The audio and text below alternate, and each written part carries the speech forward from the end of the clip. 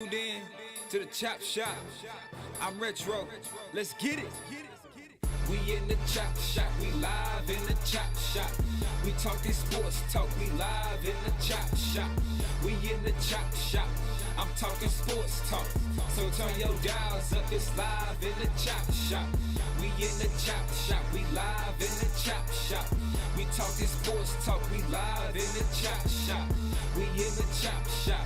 I'm talking sports talk, so turn your dials up, it's live in the chop shop. Yeah, it's lit in the chop shop, turn your dials up in the drop top. They ain't based in debate, but they keep it fact straight, going 30 for 30. Let's do a first take on Facebook Live from 12 to 2.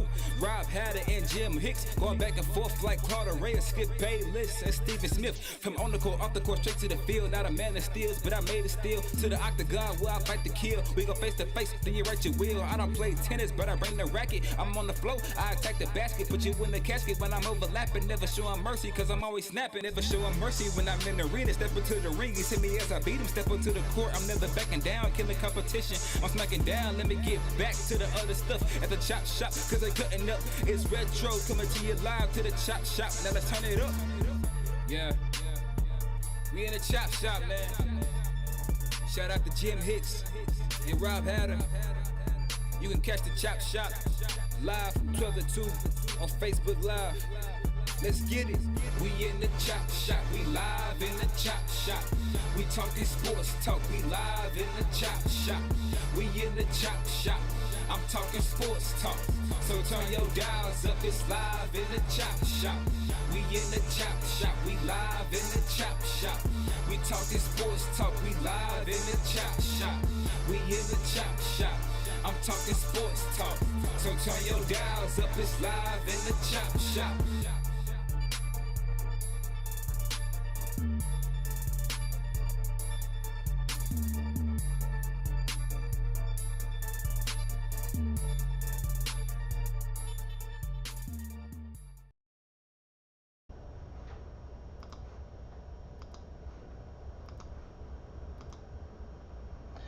What's up, guys? Welcome to the Chop Shop, the Midday Sports Happy Hour. The best 120 minutes of your day. Yours truly, Jim Hicks, live on the Chop Shop. Robert Hall, of course, will be joining us shortly. They are traveling with the TSU men's basketball program and women's. And after their successful Texas two-step, how about that? TSU wins last night of course, in Alabama State, which is a great win. Those Tigers are back to their winning ways. And, you know, PJ is back. Of course, Jordan Carr-Nicholas is back. He didn't play his best of games last night, but guess what? His good was indeed good enough. And those Tigers prevailed over Alabama State. And I'm trying to pull up the score right now. I see you guys, you're falling in. I see Larry the Chatterbox Hell, the voice of TSU basketball, is in the building with us in the Boom Boom Room. We're going to ask you guys to share the show to your timelines, share the show to your groups, if you will. Let me see what we got going on. All right, now I'm looking and I'm checking some of the comments out.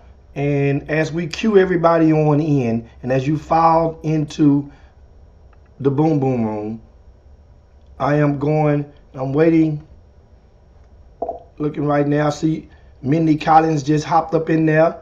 Ivan Pettit. I see Thaddeus Moody up in there. I see Miss Josephine Colliers. Houston is up in there. Good afternoon to you too, darling. Tyrone Caldwell. I see Corey Willis, Senyon Sims. I mean, it's just so many just falling on it. Y'all come on in. Everybody come on in. We got a whole lot to unwrap today.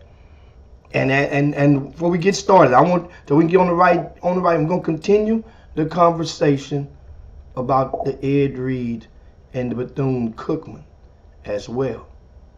And I want to, we're going to get into that shortly. How many of you guys saw the interview with Roland Martin? He spoke with both of them this week. And I'm just curious, how many of y'all are able to see that. We'll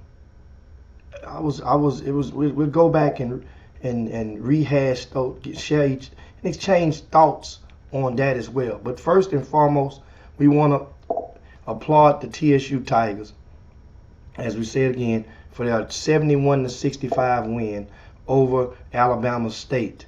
On the road, mind you, the Tigers, they beat Alabama A&M on Saturday to complete this Texas two-step.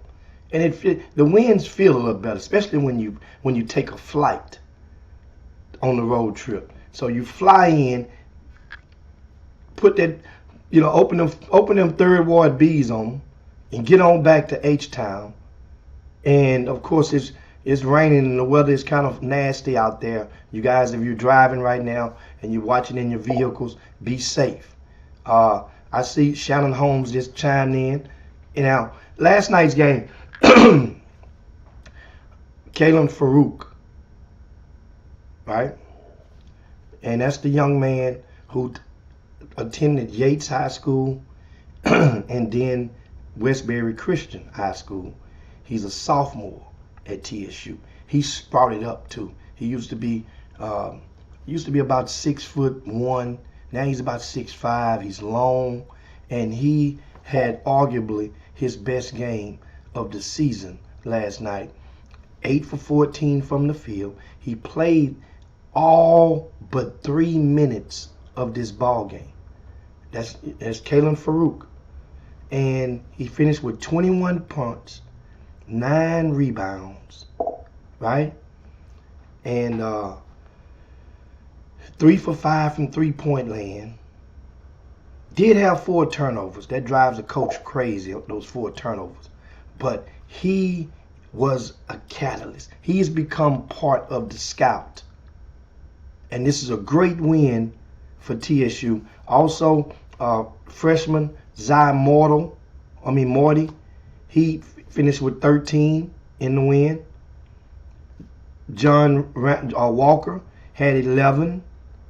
I'm just and hit his only 3. And John had 0 rebounds. TSU still won. Think about it like this: Jordan Carl Nicholas and John Walker combined for only 4 rebounds, and TSU still won the game. That's remarkable. That's remarkable. And I mentioned PJ Henry earlier. He played on a minute restriction. He played 3 minutes in this game.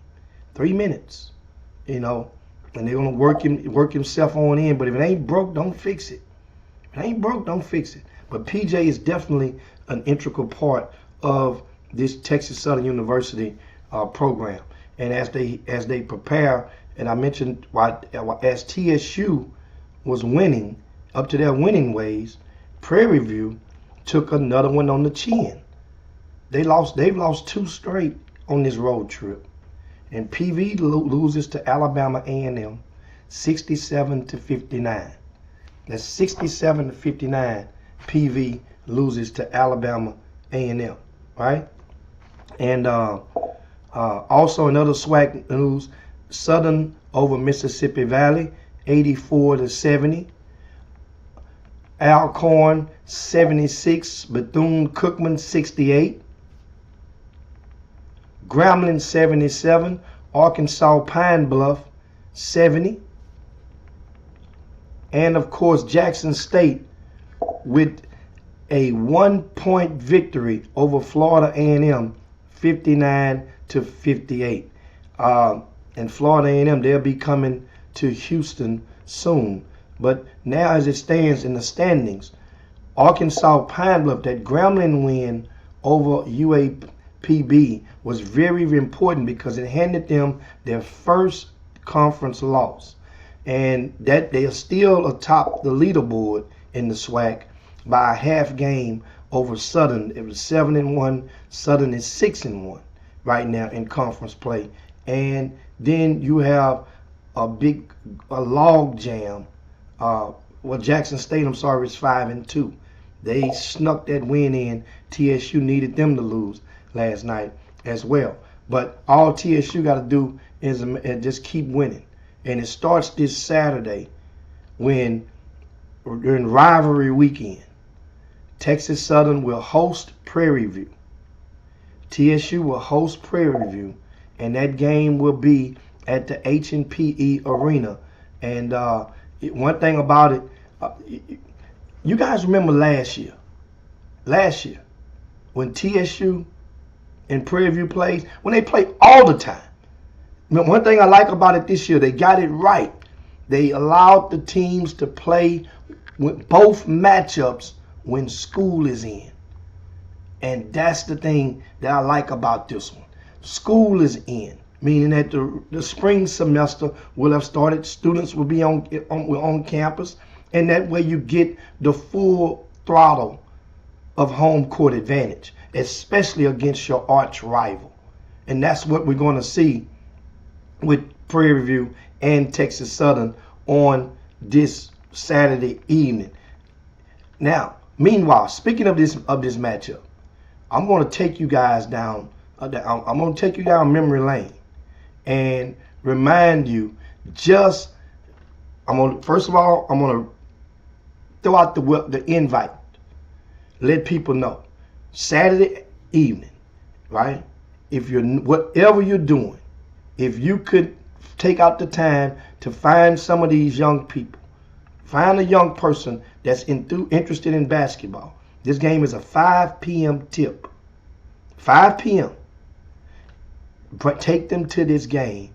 This experience could motivate hundreds of young people to understand more about the culture of HBCUs, especially in the athletic events. Take a look at this from last year. This is just last time that this game took place in the H&PE Arena.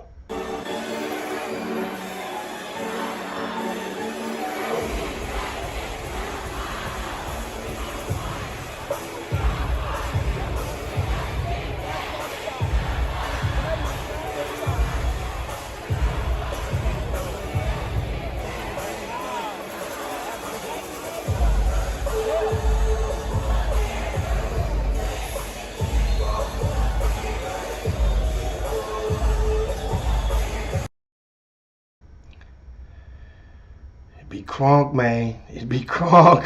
It'd be Kronk. That's Texas Southern and Prairie View. No love is lost while they are competing against each other. And I'm telling you guys, it's Saturday, 5 p.m. at the H&PE Arena. I mean, you get the full, to bring one of the young people. You know, you got to bring, some of you old heads know about it. You got to get the old heads to bring them, the young heads, bring them, let them see. And also they'll get to see just how good you have to be to play Division I basketball. A lot of people don't really want the kids to know that because you've been filling their heads with all this, yakadok for so long that you don't really want to let them see what's really out there. So, and one more. I got one more for you. One more for you. TSU and Prairie View. This is what the rivalry is about.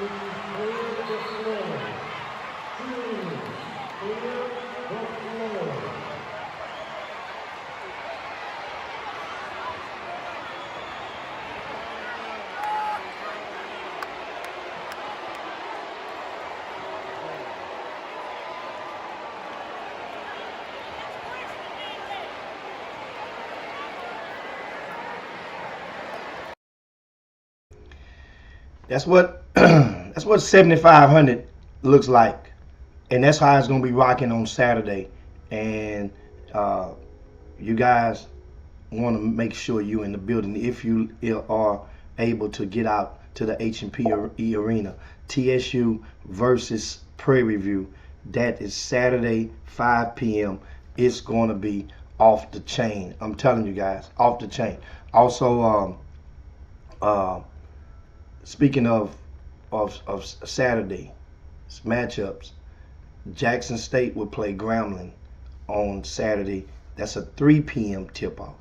And that's a very important game because, of course, Grambling is 5-2, and Jackson State, they both are 5-2 in conference play. As for TSU and Prairie View, they're both 3-5. Remember, TSU lost. They started SWAC play without Jordan. After the first game of SWAC play, they were without Jordan Carl Nicholas for a couple of games. They've been hampered with injuries. They're still not at 100%. That's no excuse, but at the same time, teams know that TSU is the best 3-5 team in the SWAC right now. There ain't no doubt about that. So that record, of course, will fix itself as the season and as conference goes on. Speaking of rivalry week, remember we mentioned TSU and Prairie View. They're both 3-5. Grambling and JSU, they're both 5-2. Also on Saturday, Alcorn, Southern, they're both 6-1. They will play each other at 5:30 on Saturday as well. 3 key matchups, showdowns, as we can even call them and go that far with it, will take place on Saturday. So good basketball. Meanwhile, also last night taking place, in case I don't know if you missed it or if you guys or whatnot, but guys, did you see Kansas has lost 3 straight? I would go and let me rephrase that. This ain't about Kansas losing. It's about Baylor winning, and Baylor taking care of business and continuing their to compete and beat this Kansas team. Baylor got 22 points from L.J. Cryer and in the win, and the guards took, Flagler had 17. Langston Love played very well off the bench, producing 11 points, including the key 3-pointer in the second half down the stretch. Especially a great performance despite their leading scorer, Keontae George, being limited to only 8 points in that win. Keontae was 2 for 11, 0 for 5 3-pointers, but the Bears still prevailed at home. That was a very, very good win, a gutsy win for the home team. So as it stands, when you think about it, this Big 12, once again, I mean, I'll nickname it the gauntlet. I mean, this conference, I don't know if the Big 12 has ever been this deep. Remember, Kansas State was picked to come in last. They were picked to come in last. Boy, did they get... See, this is what makes Jerome Tang an easy front runner for Coach of the Year. Because for them to pick you to come in last, that means all of the writers, all of the media, all of the coaches thought that low of you to say, oh, you're getting over there. You're not going to do nothing with that team, man. And you're in first place. Alone in first place. Right? Iowa State is in second at 5-2. They're tied with the Texas Longhorns. People expected the Longhorns to be there. Right? The Baylor Bears in third place, tied in fourth place technically. They expected Baylor to be there. Kansas is tied with Baylor. Baylor holds the tiebreaker. They didn't really expect Kansas to be in fifth place, but excuse me, guys, my throat kind of tight today. But you get what I'm saying. TCU is in 6th place in the Big 12 right now. Yeah, I said that right. They're in 6th place in the Big 12 right now. That means if the conference was to end today, right? You know, I'm looking at the proceedings. 3 plays 6. Texas Longhorns will be playing TCU first round. But anyway, man, it's great games from that Big 12. Jerome Tang and those K-State, those guys, man, you know, it's magical. But at the same time, it's got to keep going, because, you know, and keep pushing through. They're gonna. I mean, eventually you're gonna lose at some point. You're gonna lose a couple. Just if you're gonna take all of your losses, they must be in conference play or in the conference tournament. Because once then you lose, you're done for the year. If you just tune into the Chop Shop, we're gonna ask everyone to share the show to your timelines, to your groups, if you would. Share the show to your pages. And I promised you I would get into one of the topics, a very important topic. And that is, and of course, yeah, thanks, K-State, Freeman, K-State and Iowa State is tonight. And that's a key clash, which will take place on ESPN. And shout out to Doug Jones. I see him just on there. And he says, you know, he's under the weather right now. And Doug, what's wrong with you right now? You under the weather. Doug done caught the cooties, y'all. Y'all, what you done got out there, Doug? Get well and stay indoors.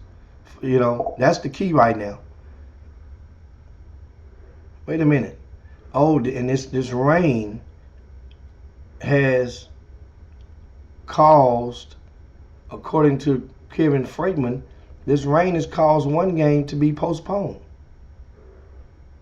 Atascocita was to travel to Beaumont United, and that game has been postponed.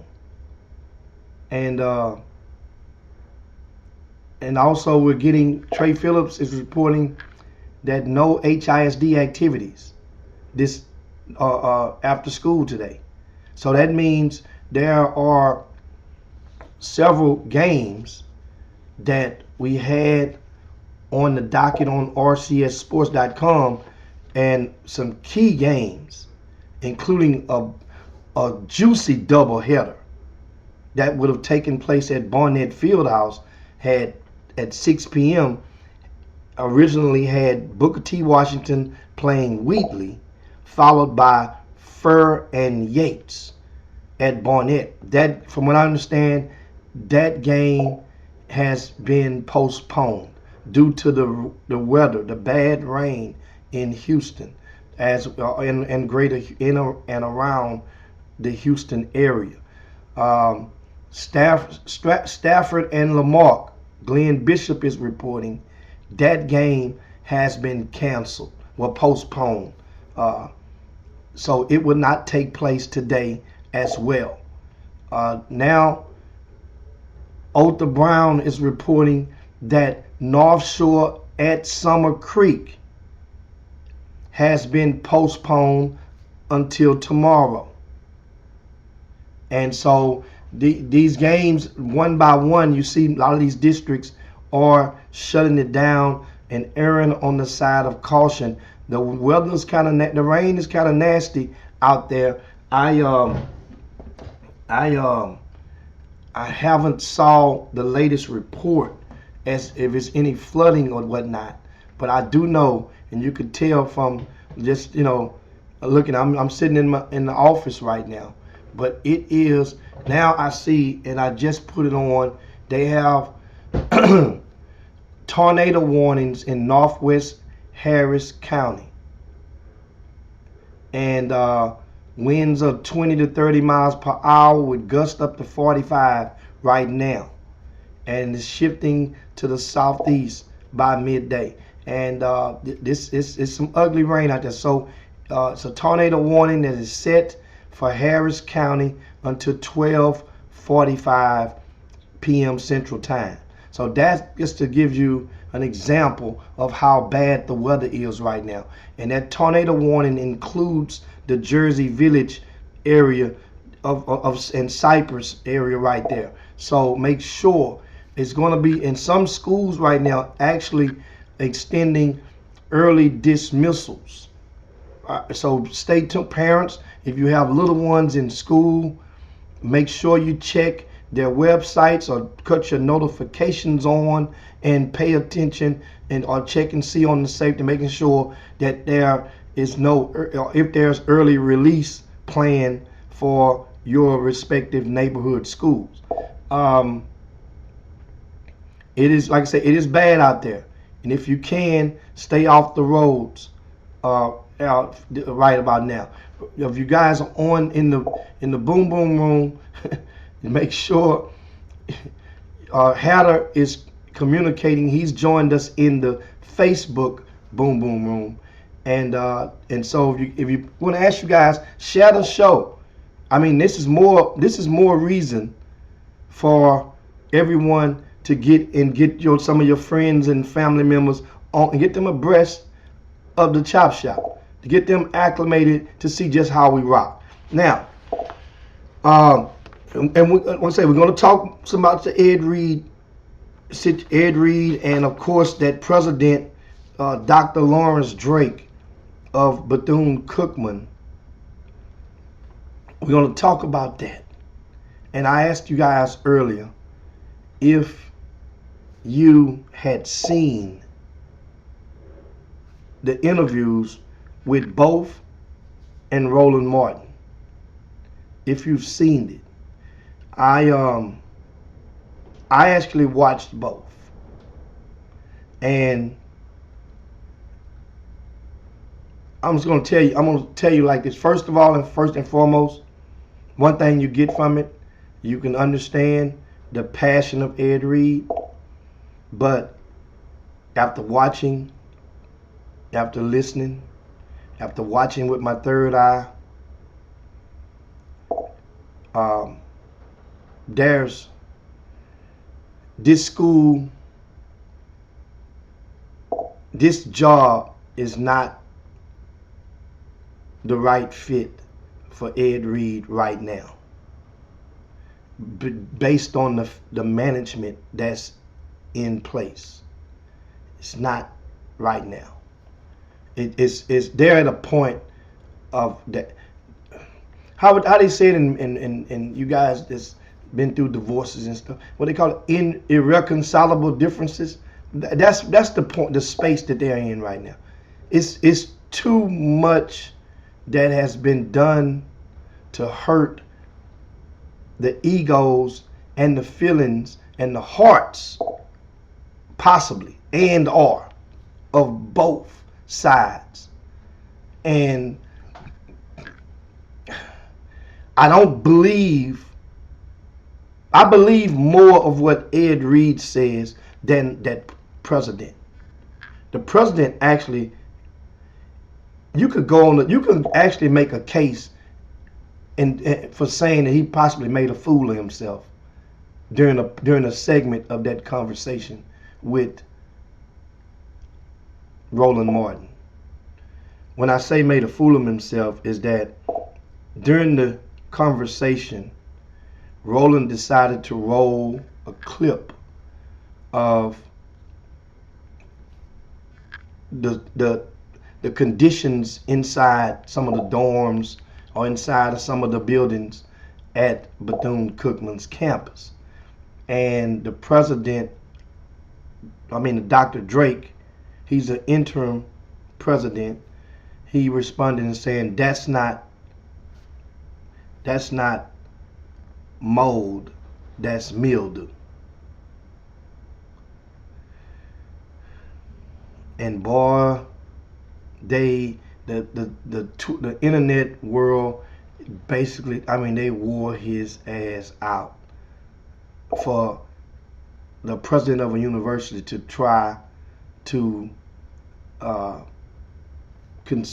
mislead people in such fashion with a straight face, because they are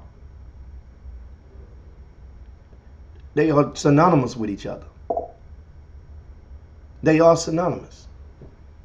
And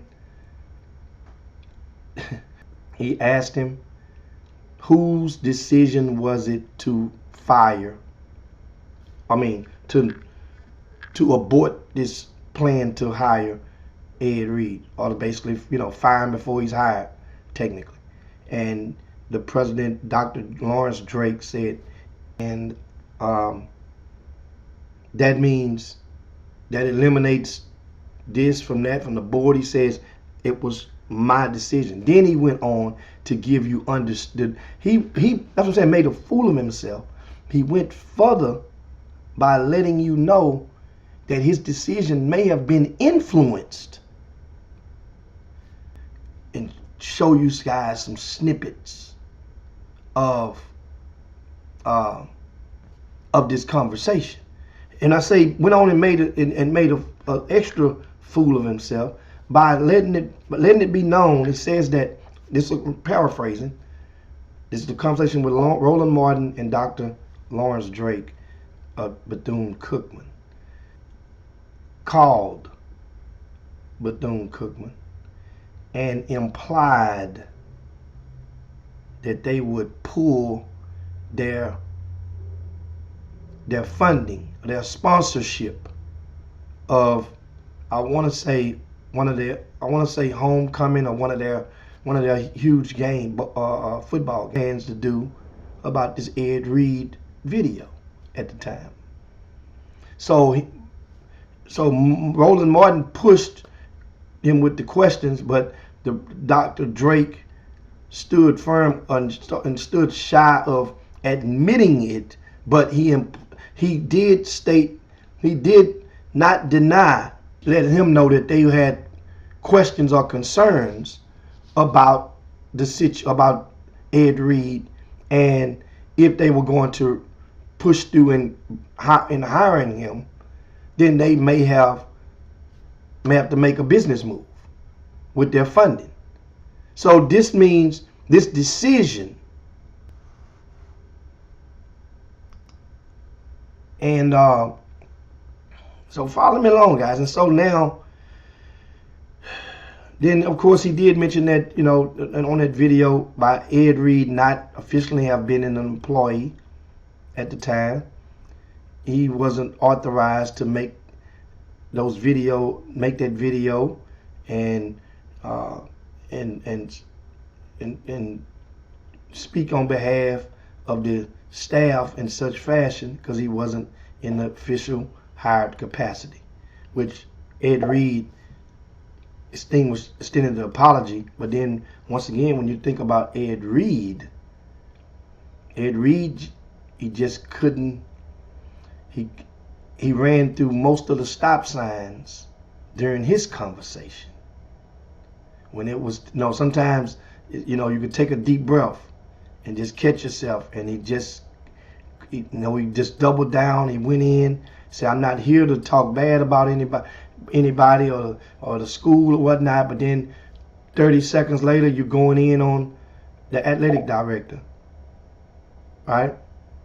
Then, 30 seconds later, of course he went in on the AD a couple of times during his conversation, which is not going to help him whatsoever.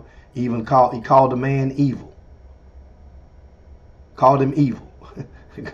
and so that's why I say that this job, and in the meantime, Ed Reed did mention some of the notes from his conversation. He had a few people that had committed, and he had some visits on campus. They had some official visits or whatnot this past recently, and he had to go in his pocket and spring $2,400 for the players, I guess, to host these guys during the official visits. And I'm like, in my mind, I'm like, damn, Ed, you realize that what you're saying, that's a violation.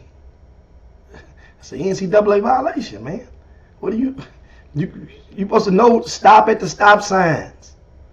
You rushed right through them, so you didn't. It's kind of like, but his passion was there. And one thing that Ed Reed did say, another thing he says he confirmed that he had a couple of other offers for head coaching. He said his words were head coaching offers.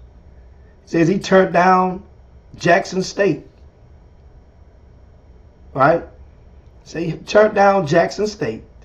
Said Deion called him. He turned down Jackson State. And that's what I'm saying. One of the things is I noticed that Ed Reed was doing, and this wasn't, you found a way to pull. Deion ain't got nothing to do with your conversation and your situation right now. So you pulling them, Jackson State ain't got nothing to do with your conversation right now. You pulling them in. So now their media is going to be asking their athletic director at the next chance they get, hey, did Ed Reed, turn the job down? So the offensive coordinator who got the job, he wasn't the first choice. This is what's going to happen when you insert other people into your public business. Also, that AD is Reggie Theus. I've mentioned the AD. It's not like I wasn't concealing his name. Also, I'm reading some of the comments right now, and Trey Phillips says, but someone gave him, right? Let's put it up here. But someone gave him the card access to the building. Yeah, when you get the jobs, those jobs, of course the board is pending approval from the board. You're acting and you proceed and they'll give you keys. That happens, that's not uncommon. You get keys to the building, you get you're going through once your background check has cleared, then they can do that. They'll do all that. And I'm looking now, and of course, Mr. Barnes says Ed needs a compliance officer and a PR person. He had a PR person with him. He had a PR. His guy was with him right on the side and had to actually sit and inject himself into the interview. It was an emotional conversation with Ed Reed and Roland Martin. Ed got emotional. Put it like that. So you can feel and see his passion. Ain't no doubt about that. But in this situation, Ed Reed, if you keep pushing, somebody's going to get you and hire you. You have a lot of allies out there. However, don't turn into an Antonio Brownish type. I'm not talking about Antonio off the field. I'm talking about his antics, his conversations in the media that came and preceded his spiral. That's the thing. In your effort to be doing so good, we know his passion is definitely there. Talking about Ed Reed, and he can help. He's been helping young men. He mentioned about the park he built for the young people in his community, and however, it just was it just ain't good. And another thing I thought about is that that was a conflicted statement. Was the president mentioned that because Roland Martin asked him about the accusations from the alumni base and accusations from the parents and from the current students. They had a small rally protest on Monday at Bethune-Cookman's campus. And then they also have what would you call it, a online protest going on, which they currently have about 7,000 signatures or so in, trying to support Ed Reed. But the thing is, two things would have to happen.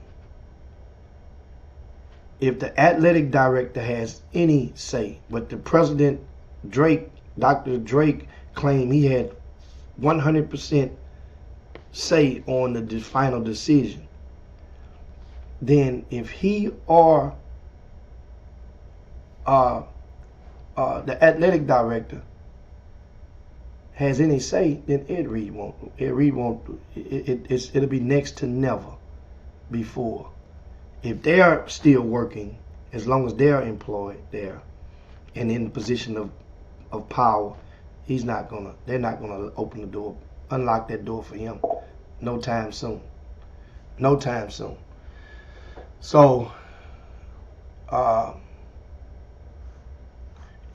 I'm thinking, guys, it says that how is the stream looking on the Facebook? If your Facebook is not active or not responding fair to you guys, then we're going to ask you to go over to the YouTube feed and watch the Chop Shop there. Remember, we're experiencing very bad weather in the greater Houston area, and right now the rain is horrible. We have tornado warnings scattered throughout the area, and we in several school districts have already postponed their scheduled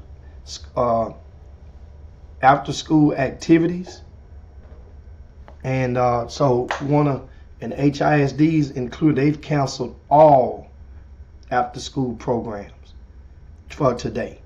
So as a result of this weather. So all of the games, most of the games that you see on the front of the rcsports.com, we will update that soon as I get out the air, and to reflect the ones that are postponed for today, so that anybody don't go and drive out to a gymnasium only to learn the bad news in person that there is no game. Down in Galveston, someone is reporting that they have a red flag warning in Galveston. So I'm no means a meteorologist, but I don't know. One of you guys can let me know what the red flag warning means. And also give a shout to Morris Parsons. Big Morris is joining us on there. He says Ed is lying. What is Ed lying about, Morris? Exactly. And that's what I would like to know, and I'm quite sure some of the viewers of the Chop Shop would like to know as well. What is Ed lying about? If we know what Dr. Drake, we know two things that he lied about. And that is one about claiming that it wasn't mold, it was mildew. We know that's a lie. And we also know that it's been conflicted by several accounts that in regarding to the shower conditions and the for the football players and their shower and their washing, their washing of their clothing and stuff. We know that situation there, that he said that it's just fine. That's not true. So that doesn't mean that Ed, once again, everything Ed Reed said is the truth either. But I'm just curious, what did he lie about? And you guys make sure you share the show if you haven't done so already. Share the show to your social media outlets and at this time. We also had something, it's 47 minutes past the hour. 47 minutes past the hour, and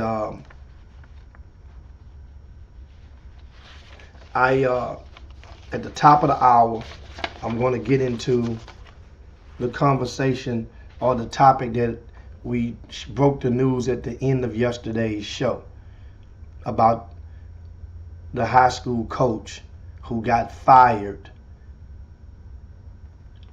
despite having the team off to their best district start in the history of the school. And we're getting that at the top of the hour. Meanwhile, I'm looking right now, I'm just sharing the show right now, guys. I'm seeing as you guys fall on in.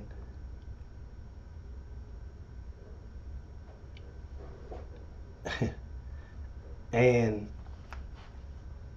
we also had some NBA action. The Lakers made them a trade, right? And and we mentioned that at the end of yesterday's show, just recapping. They send Kendrick Nunn for Hachimura and from the Washington Wizards, and that gives them some more length in the wing position, which is cool. Definitely what they need. They had a glut of unhappy guards, and Kendrick Nunn was one of them.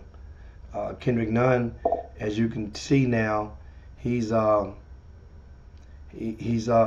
on 2 championship caliber programs in a row and has fallen out of favor with both of them.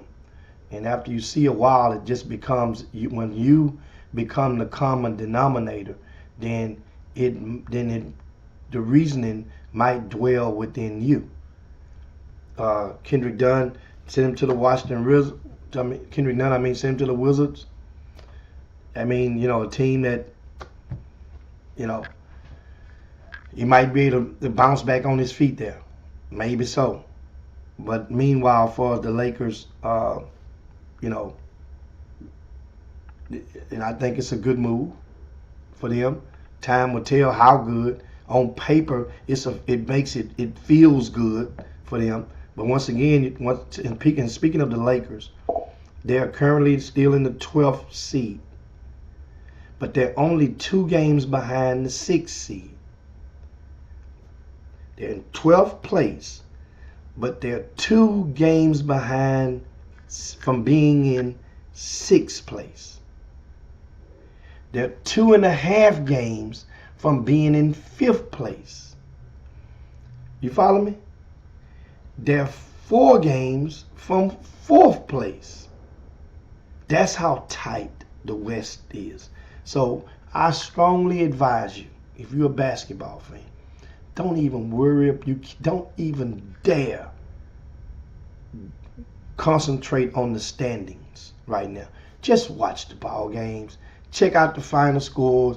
Let's see who play the next night. Don't even worry about this. The only standings that means something right now is 1st and 2nd, because they're jockeying for the first place team. Their coach gets to lead the all-star teams. So that's the only thing that matters right now in the NBA. The only thing, right?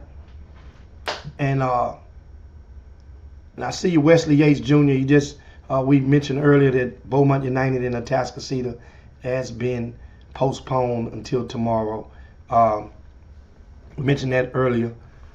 I'm going to ask you also, talking about last night's action, Milwaukee Bucks 150-130 over the Detroit Pistons.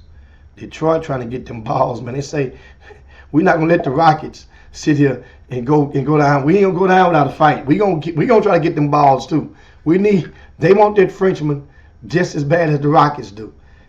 But Chris Middleton, in case you hadn't noticed, he made his return, and he had been out.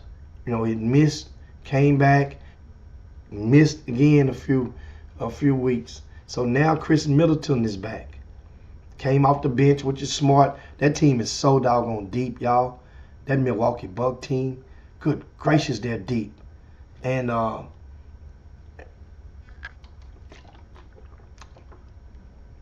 looking at the box score right now. Greek Freak 29-12. Big Lopez 21. Drew Holiday 16-7.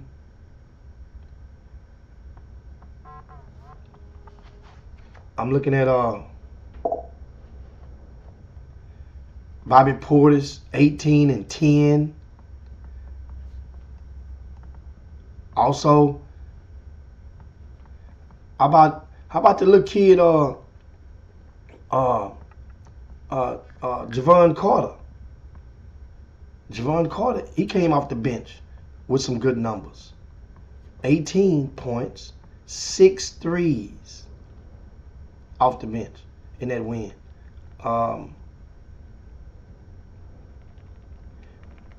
Looking also last night, Magic beat the Celtics 8. The Bulls over the Hawks 111-100. The Jazz 120. The Hornets 102.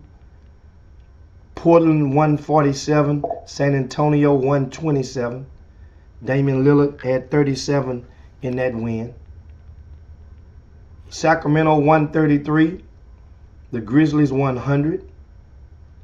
And of course, in that particular game, the Grizzlies was without their leading scorer, Ja Morant, in that particular loss.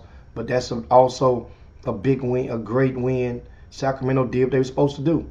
Took care of business and remained above 500. They're 8 games over 500 right now. This team is playing good ball. Sacramento is,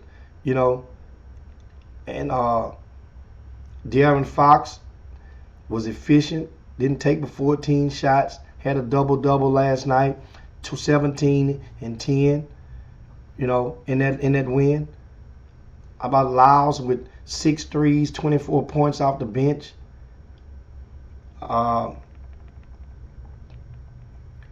Kenneth Lofton Jr., he played 5 minutes in that particular game. He only finished with 2 points, 0 for 2 though. Both of them came at the free throw line. But Kenneth Lofton did get to play in last night's loss. Shout out to Big Junior. That's his nickname down in Port Arthur, Texas, where he ranged from. And last but not least, of course, the Houston Rockets messed around and got them a win over the Timberwolves. That was 119-114.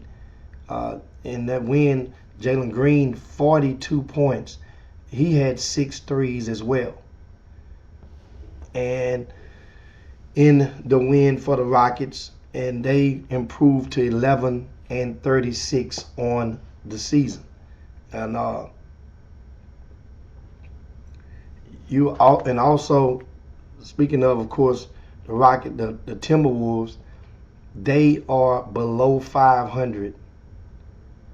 Of course, no Karl Anthony Towns, but Rudy Gobert, he had 15 and 16 last night with 4 blocks, but he definitely won't. He won't unless there's a drastic surge of productivity on the defensive end from him in the second half of the season. He definitely won't be a finalist or won't be a defensive player of the year this year. This new change of scenery for him. He's there, but I was expecting more of dominance on that defensive end. Don't get it twisted. He had 4 blocks last night, but I'm talking about dominating more, just imposing his will on a consistent basis. Gobert.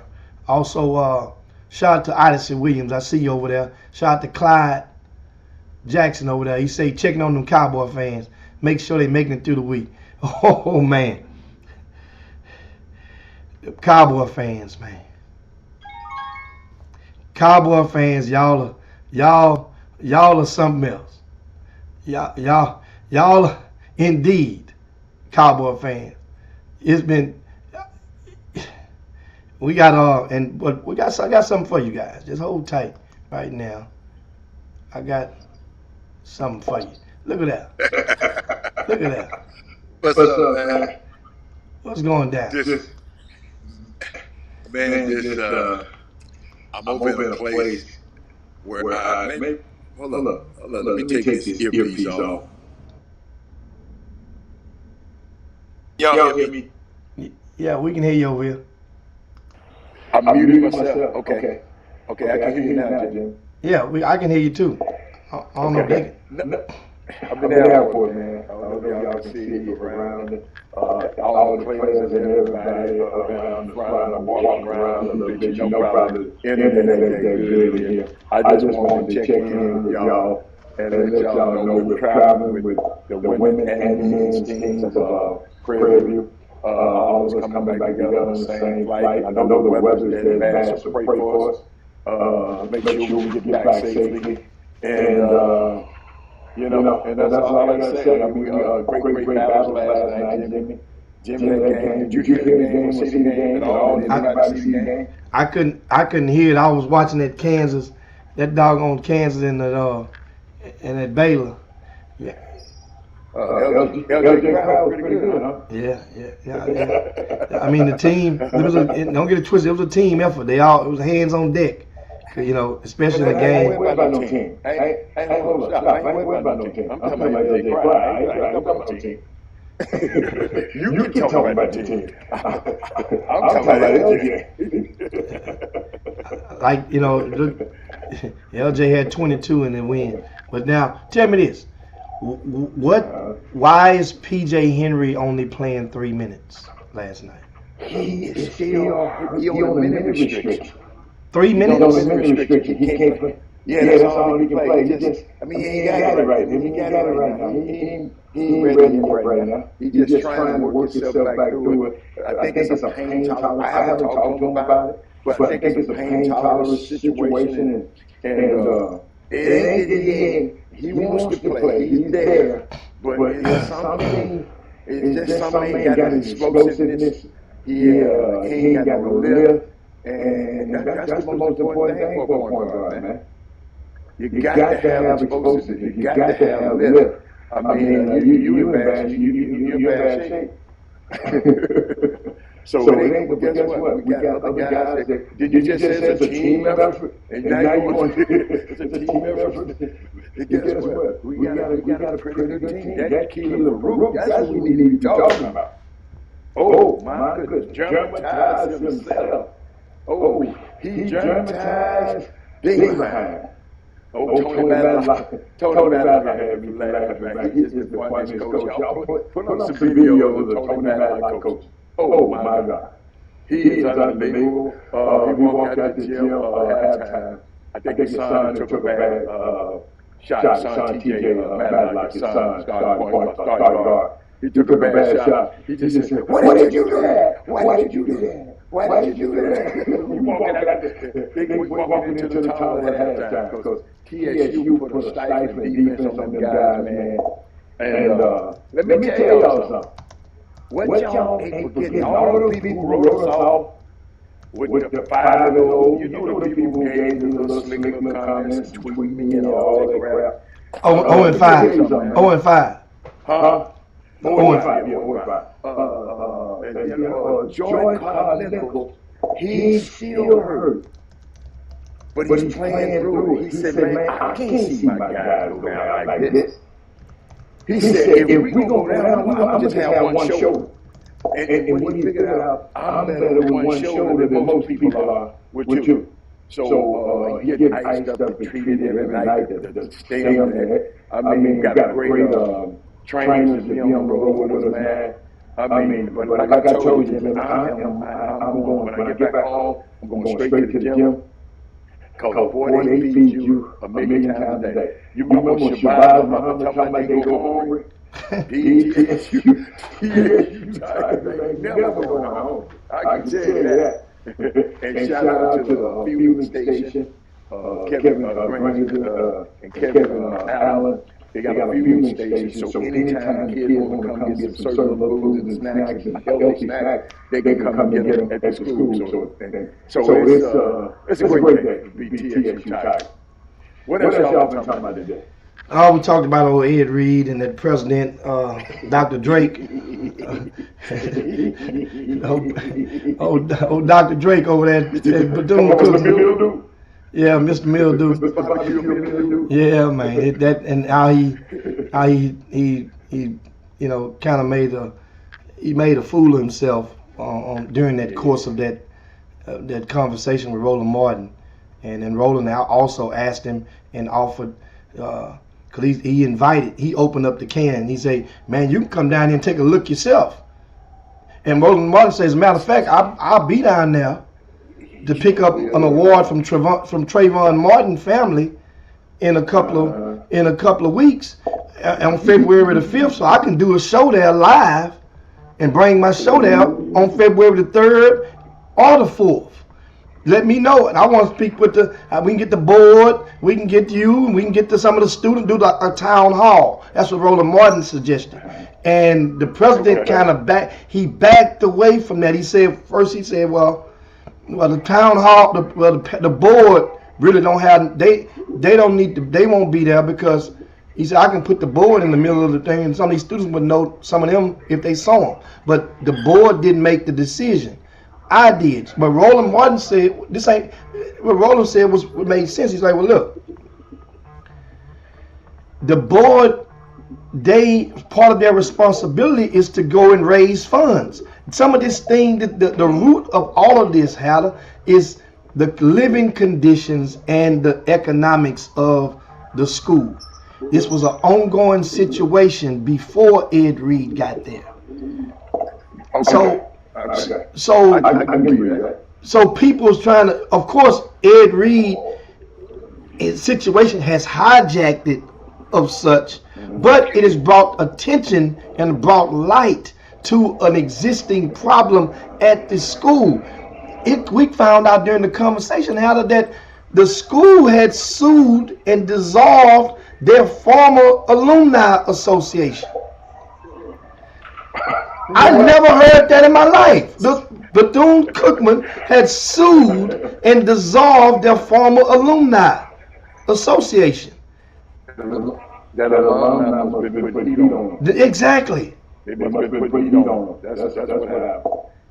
And so guess what? Ed Reed's situation is going to draw attention to this man. That's what it's doing. But Ed got to realize, Ed, you're at the point of no return. You're not returning to your job at this school as long as Dr. Drake or Reggie Theus either or is still in position. You will never be welcome at that program, at that school. He had to understand that you're the scapegoat, so you can keep your fight going for righteousness. Yeah. And keep heat on, and that's what you can do right now. You can start activating. You can turn activists, but if you turn into that activist, then what others HBCU will hire you? So that's the thing. That's the catch-22. Ain't nobody else gonna touch you. But you don't have to be an activist. My problem with him was, I just need him to just not get on social media. He's not good on social media. His biggest problem is when he got on social media. And I wish somebody would tell him he's a great man. If you ever meet him, you'll love it. But somebody got to tell him he's not good at social media. Social media reveals something about him that questions his leadership skills under adversity. Because that's adversity that he's up against. And he can't lead. We can't, if the camera's on and he acting like this, how we act if the cameras were off? So people take a look at that, man. I mean, I don't care if it's I'm a guy who loves it, but I don't like that.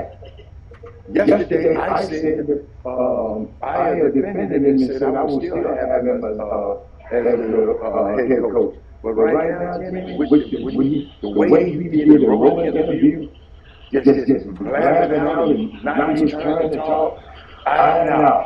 Now, something else is going on here right now. We need to take care of that first. Something else going on. I just told you, hope you don't go into the Antonio Brown mode before he started to spiral. That's what you're seeing signs of with Ed Reed. And everybody rooting Ed. He's doing too much talking and trying to justify and prove this and that and then all you're doing is opening up more names. He said Jackson State offered him the head coaching job. Deion had put his name in the hat. Told him to put his name in the hat. He said Deion was trying to find a replacement for himself. See, that was people were hating on Deion, but Deion knew he was leaving. He was trying to find a replacement for himself. So he sought out not just Ed Reed, he sought out other guys that he thought would want to be involved in coaching. So he looked out for the university, but the university just turned on Deion. So it's just a mess. But I'm glad, guess what? Sometimes it's blessings happen when we're in a mess. Now we're seeing what's going on, and let's just take the covers off, Jim. Now it's people just can't mishandle money no more. We got to be better stewards about money, especially when it's coming to the university. You know, when I look at Alabama State, Alabama A&M, Jimmy, I saw this new basketball arena. I said, wait a minute, how about the HBCU? They got no money. What did it take to build? Did it take money to build that building? Wait a minute, Texas, what's that name? Prairie View. Did it take money to build that beautiful stadium they got?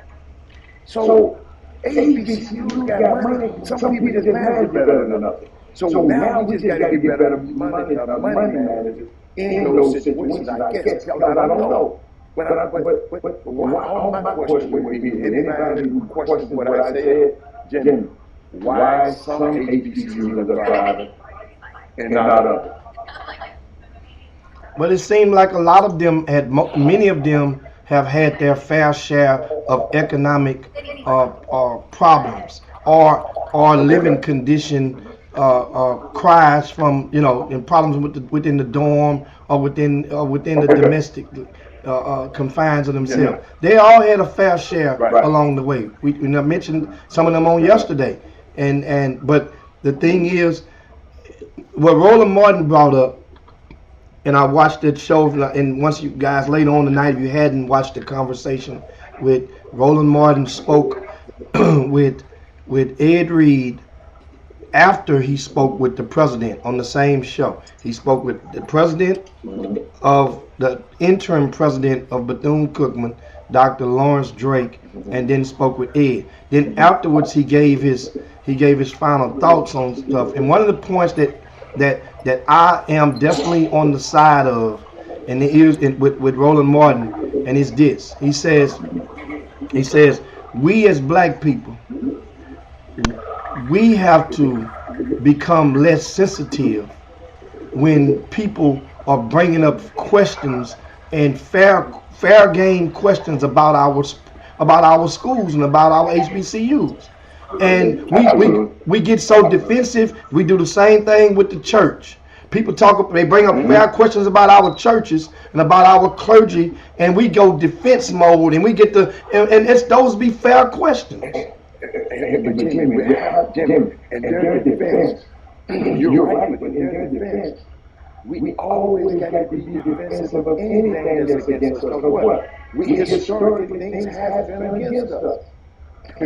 So I understand the people, but in some of these, but you follow me, it's a catch-22. The system has done bad things to us. So we gonna always be in survival mode. And look like, wait a minute. See, my problem is when we have problems with our own family, and we just let it ride.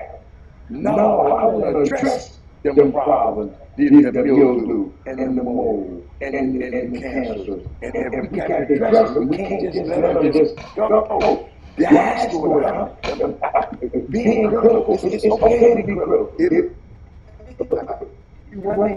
If you run in a high school, like perfect example, Yates High School, they came in and just, I still understand why they come in and find a woman that's successful. So sometimes the system treats us different. So I understand sometimes that when we were a little leery of letting people know about our very life, because if we let the outside world know, we're vulnerable then. They can come in and pounce and do things that they don't normally done throughout history. So that's my little take on it. But I understand where you're coming. Yeah, man, and so you know, Did you talk about the basketball coach you got fired? No. I told him I was going to talk about it at the top of the hour, which is now the top of the hour. And Okay. and I share you guys now. You guys, this is the perfect time to share the show to your timelines. You can share the show to your groups. Share the show to your social media pages. Want to remind you guys also, give you guys something as we get into this next topic is a very important one, and that is a local school district. Jimmy, can I make a little quick break? I just want to show you something. Look who in the airport. Say, hey, Doc Nelson, Ricky Doc Nelson. Hey, look here. Saturday at 5 p.m. Look. I want you to see something. I want you to see something. I want you to see something. Watch this right here. I want you to see something. Watch right now. Watch this right here.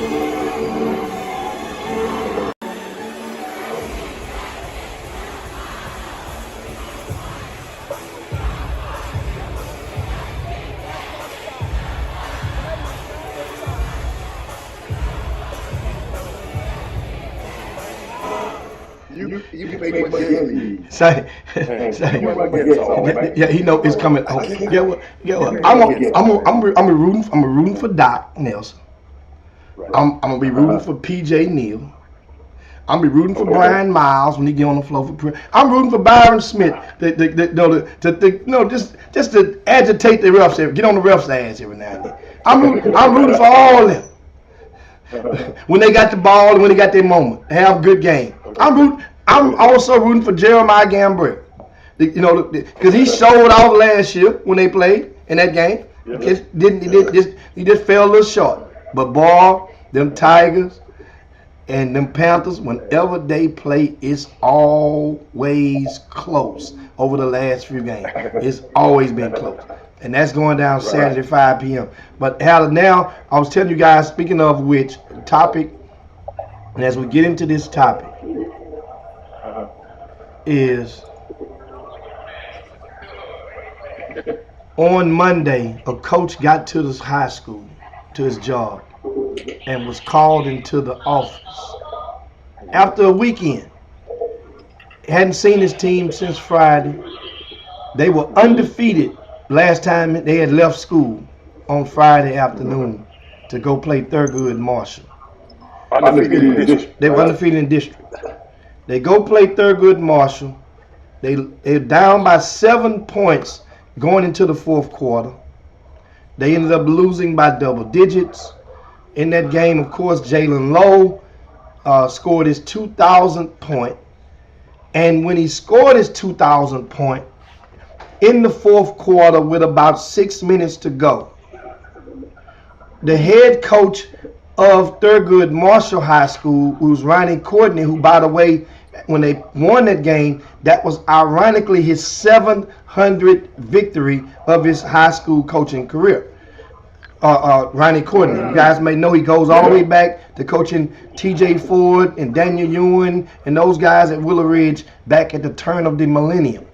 He also coached Cameron Ridley at Bush High School when they went to the state tournament at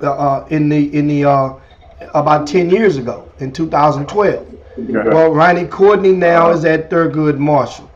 Well, right on the moment when Jalen Lowe made that basket, Ronnie Courtney called a timeout, a full timeout for his.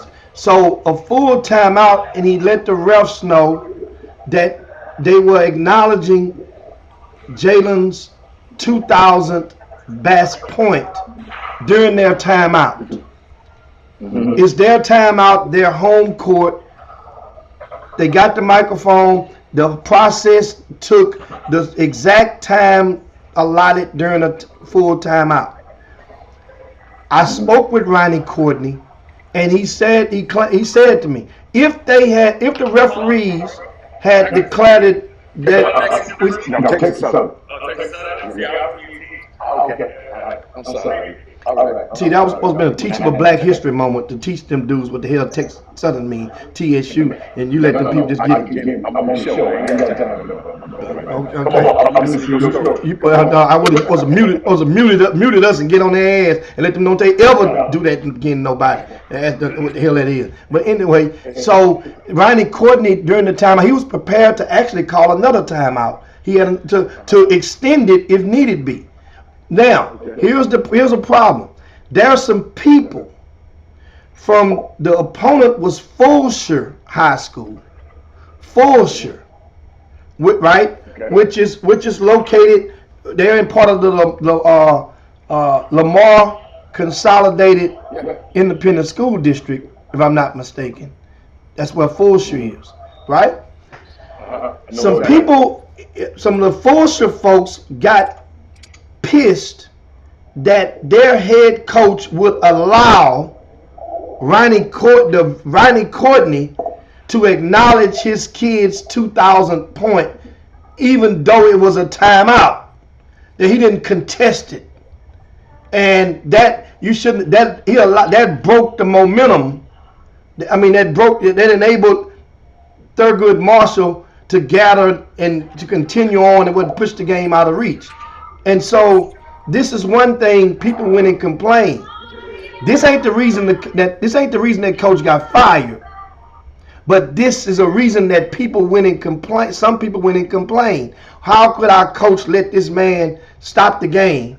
He didn't stop the game. He called timeout on his home court, and he got the microphone and acknowledged that was his. It's no different than when you go and watch any game of any person that makes a milestone and they reach that milestone. If you think I'm joking, watch what happens the moment LeBron James breaks Kareem Abdul-Jabbar's record. They're going to stop the game with a timeout. They're going to acknowledge him, and they're going to keep on playing. It's not going to exceed the amount of time allotted during that timeout. So now, this coach, his name is Jeremy Cunningham. Jeremy Cunningham was relieved of his duties at Fulshire High School, right outside of Houston, and the reasons that they gave, understand, they gave him two reasons, really juicy, Hatter, and it just don't smell right. The first one is they said he violated, when they called him into the office, they say he violated some UIL rules. He violated UIL rules. They didn't tell him what at the time. That's all he was told during the meeting with the principal. Later, he was informed that it was two rules that was violated. One of them is summer workouts, and the other one is, and I'm gonna dissect both of these because I spoke with Coach and gotten some of the facts. Now, meanwhile, I hadn't spoken with anybody in administration with Lamar Consolidated ISD. And we welcome and invite anybody that's watching right now, or anybody that knows anybody that's in administration of Fulshire High School. They're welcome to come on the Chop Shop and have a conversation with us to clear up some of the misconceptions or the air if it needs to be. Here's the deal. Summer workouts and some kids that were on this team that played their first game without a PAPF form. Kids played, at least one kid, student athlete on the varsity, played a game this year without a PAPF form. That is a form that is mandated, that must be signed whenever a player transfers from one school to the next in order for him to be eligible to play. Here's the catch. We'll deal with that one first. Then we'll go back to the summer workouts. Hell, the kids, from what I've been told, according to Coach Cunningham, mind you, this was his first head coaching job ever.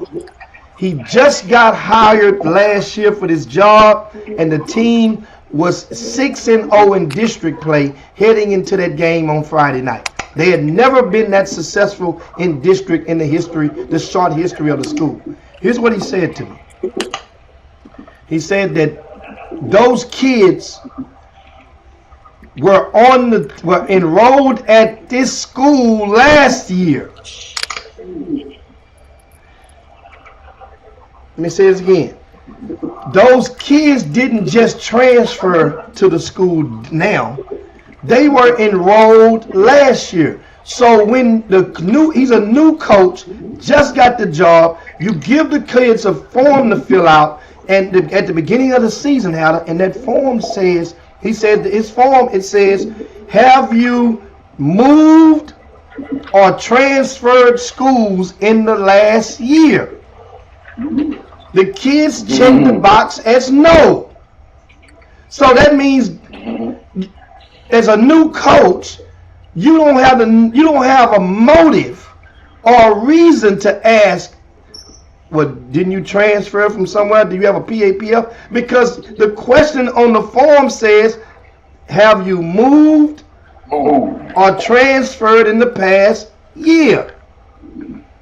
So this coach who's new on the job, you know he's new on the job, even though he's expected to understand, how the hell would this coach know that these young men who had transferred from the 9th grade at a school in the KDISD to their school and attended your school last year, how is he supposed to know that they didn't have their paperwork in order with their PAPF?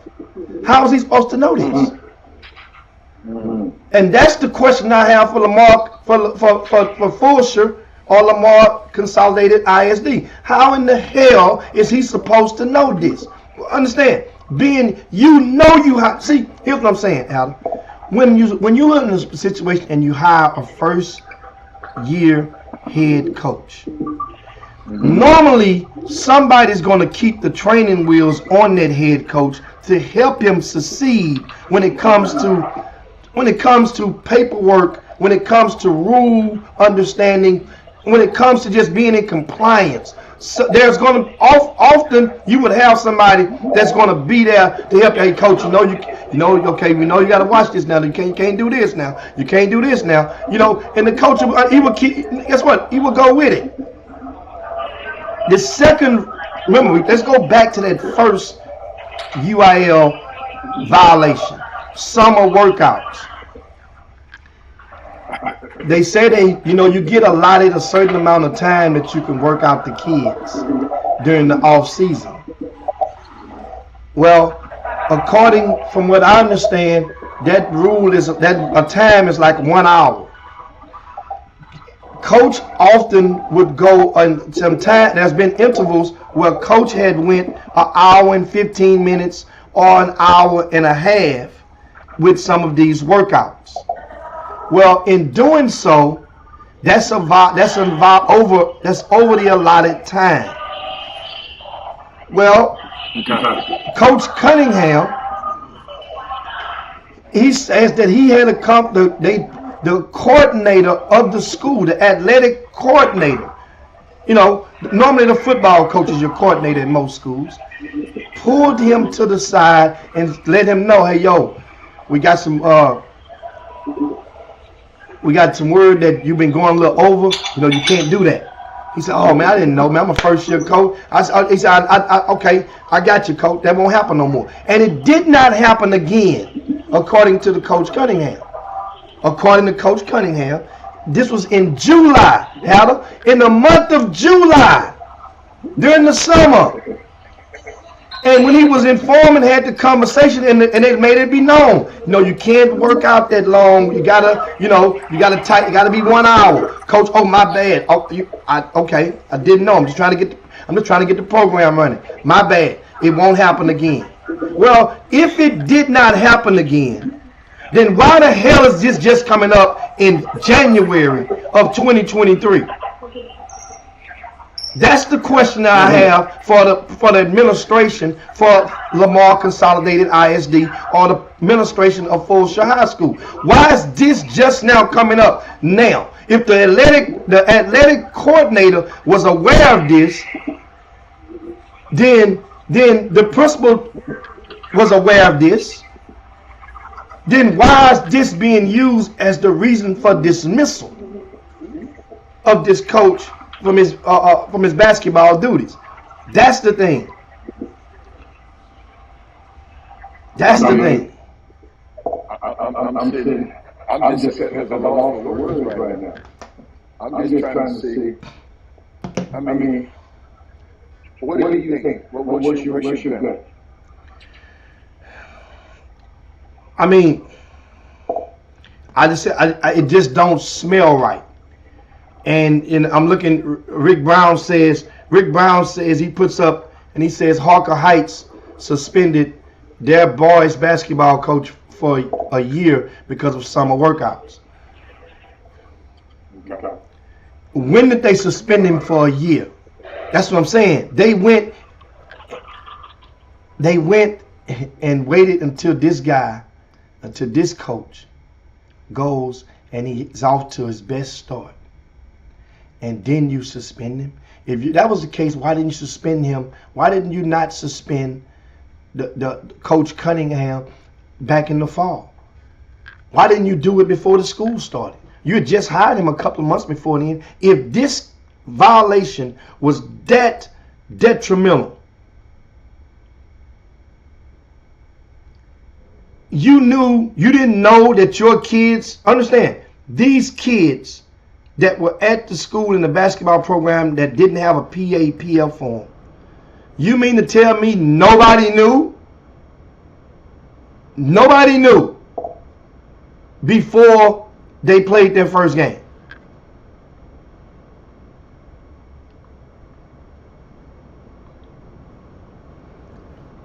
Something don't smell right about this. You guys know that. And the thing is, when you have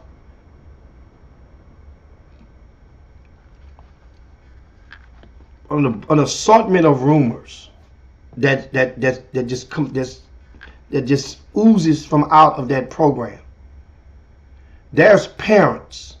See, one thing about it with me, I know how to find out some of the stuff that need to be found out. And what I mean is, all you have to do is go, like I said, you follow the dots. There's parents. When I watched this team played against Marshall the other night, and one of the things that I noticed, that he played a lot of players. He went damn near through the whole bench. A lot of guys got minutes. And a lot of those guys that got minutes were underclassmen. They had a couple of 10th graders that was grooving. Right? And when you're a first year coach coming into a situation, whereas the last coach just got fired for allowing the parents to have too much input. Well, they hire this coach and tell them, we want you to be able to handle that. Don't let them parents Don't worry about the parents. We got them. We just, run your team. And that's what he tries to do. And he gets fired. That and the timing of it. No suspension. You see? As you just said, Rick Brown, that coach up there, up at that particular school had just got suspended. See, this coach didn't get suspended. He got fired. They're in second place behind Thurgood Marshall. Thurgood Marshall is in case you guys don't know, that school, that team this year is the favorite to go to state. Well, one of the favorites. Them, of course, in Killeen. This be between Thurgood Marshall and Killeen. One of them teams is going to represent Region 3 in Class 5A. So, nobody expected Fulshear to beat Thurgood Marshall. That's like getting shot by Jesse James. That's a good bullet. But the thing is, in this situation, you have a good coach who's blocking out the chatter from the parents, and you're winning. See, that's the gamble that you take when you ignore some of the parents. And then what the thing is, you don't really know some of these parents or who some of these parents live next door to, live across the street from, who their cousins are, who their cousins married to. You don't really know. And in this situation, it just don't smell right. Coach Cunningham, once again, I mean, he's a guy that understands the recruiting process. Many coaches out there don't understand. I say he understands it because his son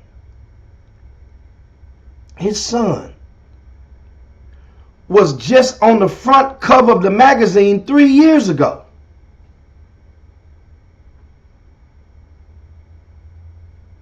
Yeah, may have been 4 years ago, 3 or 4.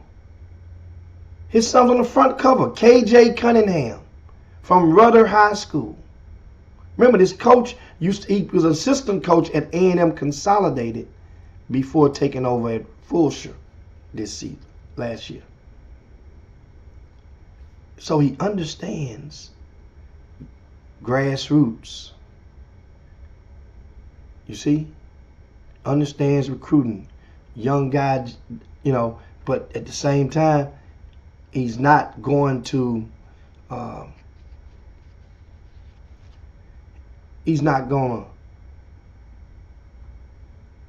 go and buy a case of chapstick just to kiss the whole contingent of parents' ass. He's going to run his program. And they gave him what he thought was the free reins to run his program good. Now understand, did he play a kid that didn't have a PAPF? Yes. But understanding the circumstances, that kid was already at your school last year. He was already there last year. So that means the athletic coordinator of the school should have known about this young man because he was there, transferred in, as they was getting ready, as they were preparing to fire the other coach. And just don't make sense. They know about the workouts. Yeah, the coach, he guilty of that. But then this was in July. You didn't tell him that you're gonna get fired, coach. That's non-negotiable. It's done deal. Ops, don't even buy your home. You might as well just go on lease for 6 months. because we by the time January come, we'll be done had this thing processed. You'll be gone. Think about how that sounds. Think about how that sounds. So what I'm going to do, like I said, if it's something that I'm missing that you guys know, let me know about this situation. Because with all the facts that I got, this don't add up. This coach, Cunningham, based on his on court audition, he still deserves to be head coach somewhere. It ain't gonna be Fulshire High School. We got that. It's like the Ed Reed situation. That ain't happening. But there are some jobs that's open that I'm going to make sure he gets an interview, because I'm part of the committee. And there are 2 jobs. I'm not gonna give them out right now. 2 jobs that I know that's open. That's coming open. Well, one of them is already open. He's going to get an interview. And he'd be in, one thing about it, when you fall good, it's gonna work out for you in your favor. And so that's the thing, so it ain't no it's that, but the thing is, want to make sure it's vindicated, making sure that why and the understanding, because I'm gonna let the athletic director and the principals of those particular schools know and understand, because on paper, if they say you just lost your job because you violated UIL workout times, then that looks bad. But if they understand, okay, if it say you played a player without a signed PF form, that looks bad. But if it's explained and they understand the facts, then Coach Cunningham should and will be all right.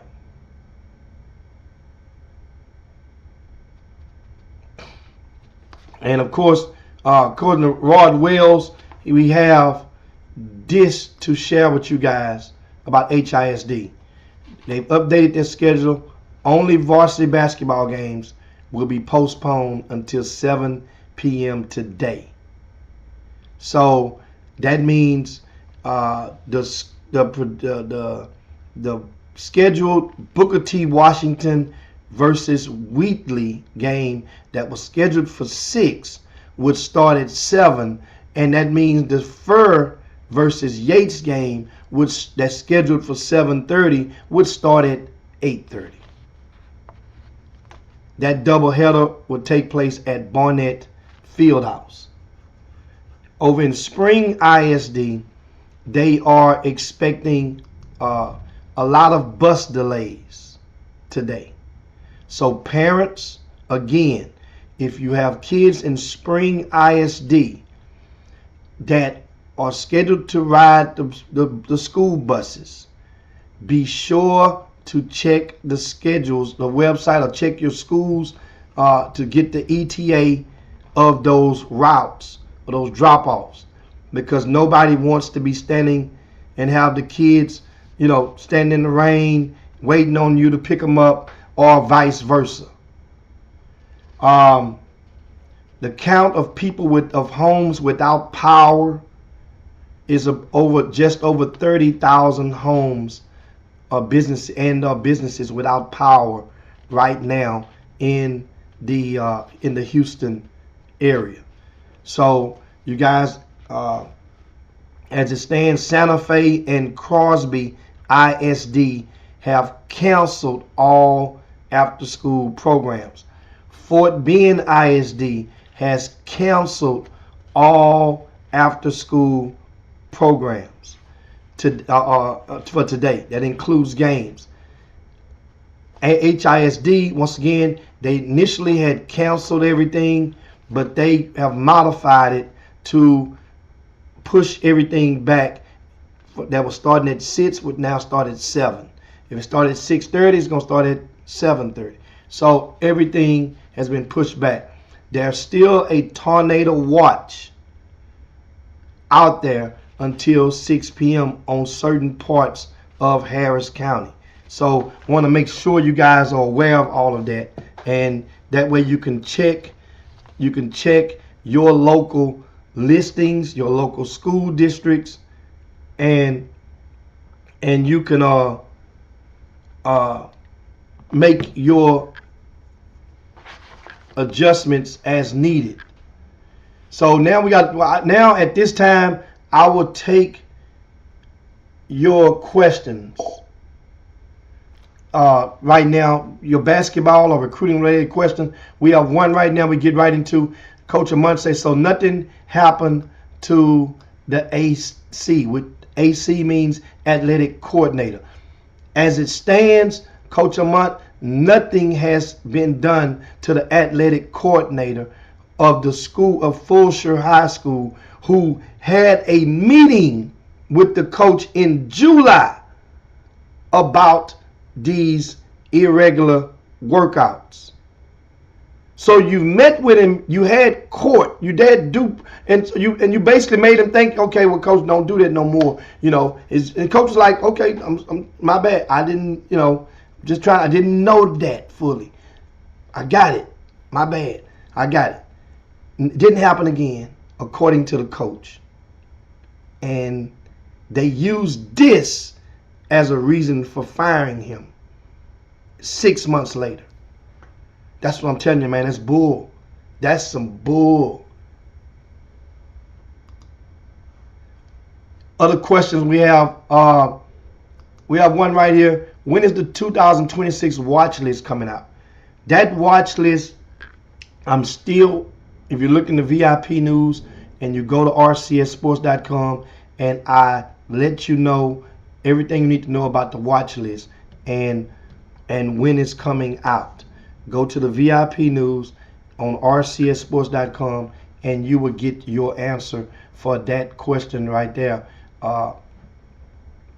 And hope, thank you for rcsports.com and go there and get that.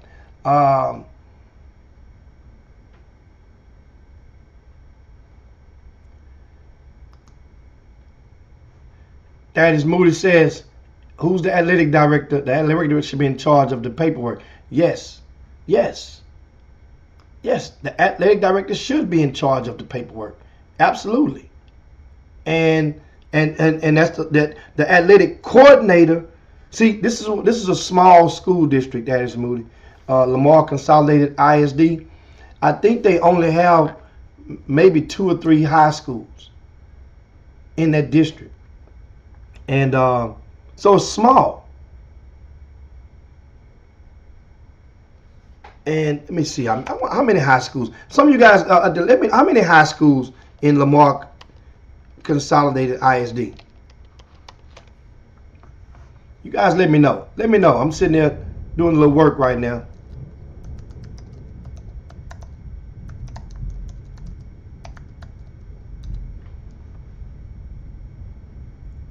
Let me know. I'm waiting. I'm looking. I'm waiting.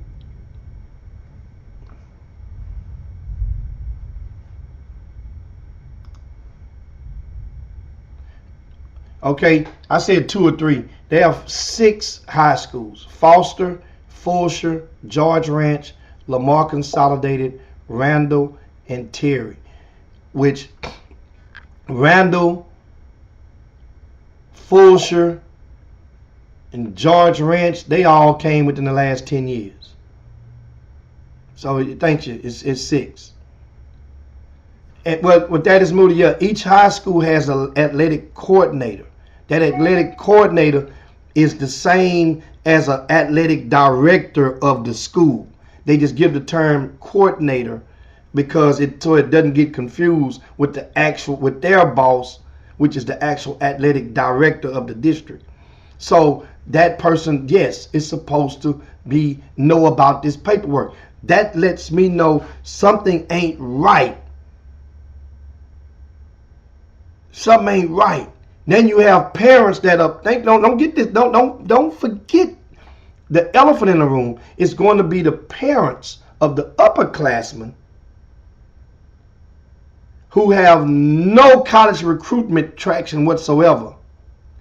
Not even college prospects whatsoever. And they're pissed off because these underclassmen are taking their minutes. And why they're taking their minutes? Because the coach, that new coach put them in to take our minutes. And when that new coach put them in, and we win 6 consecutive district games, doing it his way. But he needs to get fired. We can't stand for that. We gotta let him get up out of here. He can't be doing it to our kids. Doing what? Winning 6 straight games.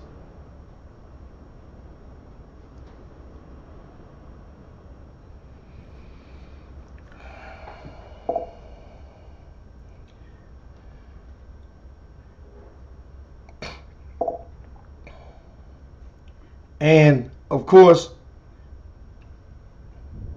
I'm looking right now, and Marissa asked the question, so do parents have that much pull? So the parents have that much pull. In certain schools,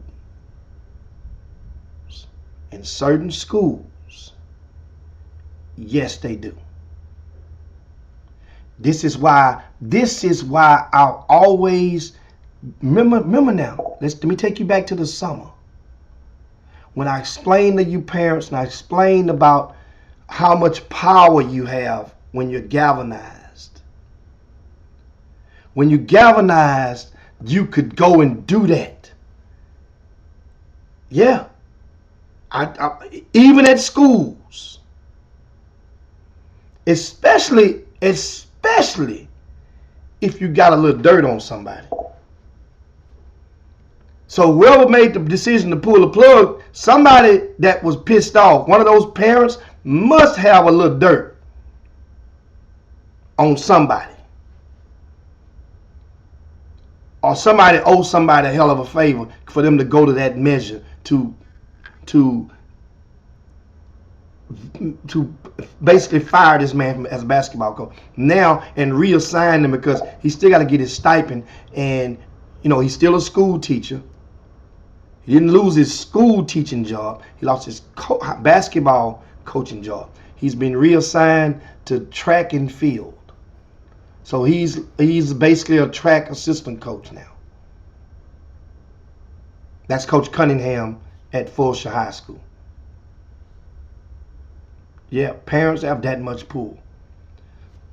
And if you see it now, just imagine, I keep telling y'all, in grassroots basketball, some of your parents, you look at these schedules and they're going over to play here, they're going to play in this one tournament, and you want to be in that tournament. I tell you, if 3 or more parents, first of all, if the best player on the team, his parent, well, just think of parents as electoral votes, right? Electoral votes.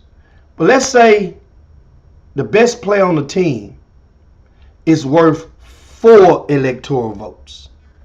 2 from the mama, 2 from the daddy, right? The best player on the team, they got 4 electoral votes. The next best player on the team might have, let's say, 2 electoral votes. Everybody else got 1 electoral vote. So let me tell you how this works. If any combination of 3, or let's say you get 4 electoral votes or 5 electoral votes together at one time, that means these 4 from the best player plus 1 other player, these 4 from the best player plus the second best player, which is 6. 5 or more electoral votes will make that coach change his schedule. If you go and tell that coach together, parents, we decided on that particular weekend, our babies, we going out of town. We're not gonna be able to go to that trip. We ain't going to that tournament. Watch, I guarantee you. But then what happens is some of the parents, the best time to do that is at the beginning, because once the season starts,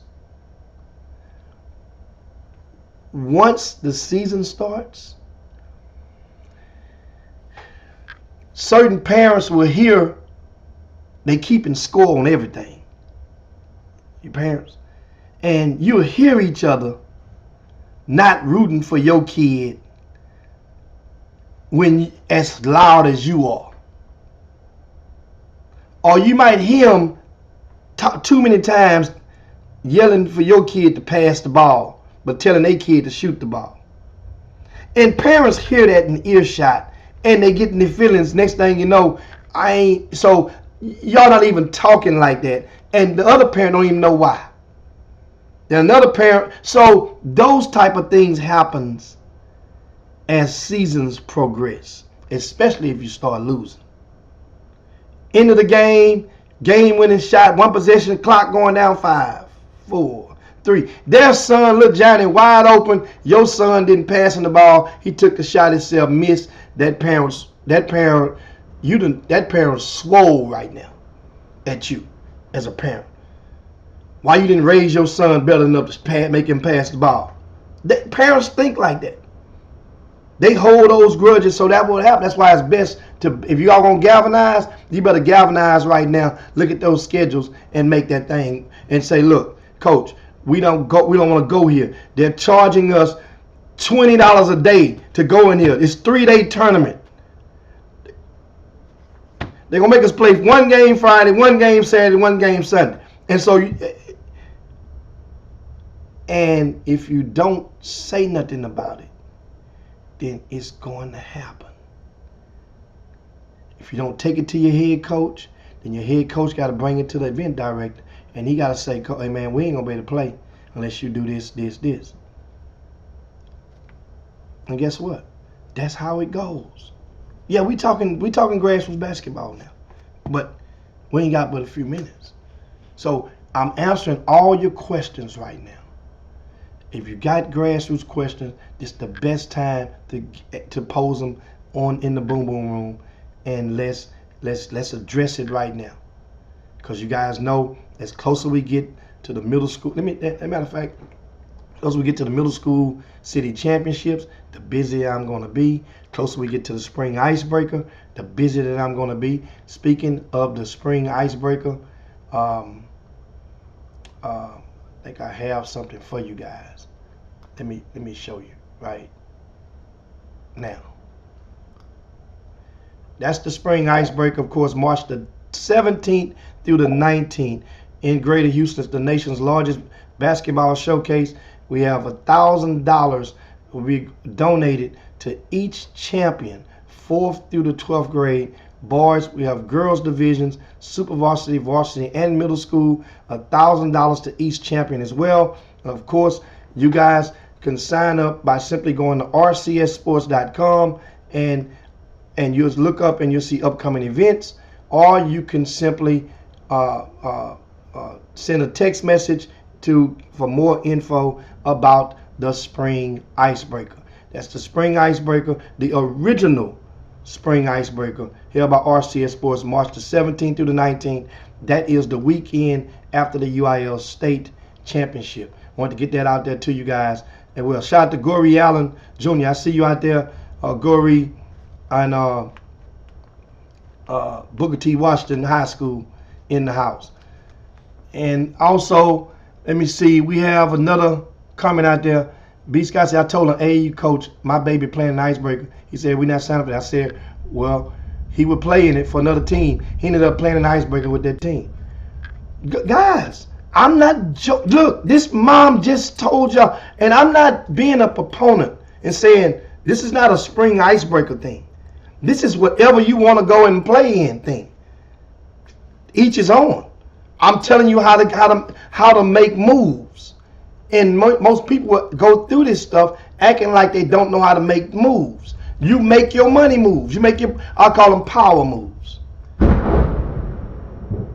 Hey, power. Power didn't go off, so we good. We got a couple more minutes. And Wow. Now, once again, we're going to ask you guys to share the show if you haven't done so. Share the show to your one last time, to your timelines, to your groups. As we get ready to wind down for today's show, we also want to remind you the district standings have been updated. The district standings has been updated on rcssports.com. You can go and print your copies.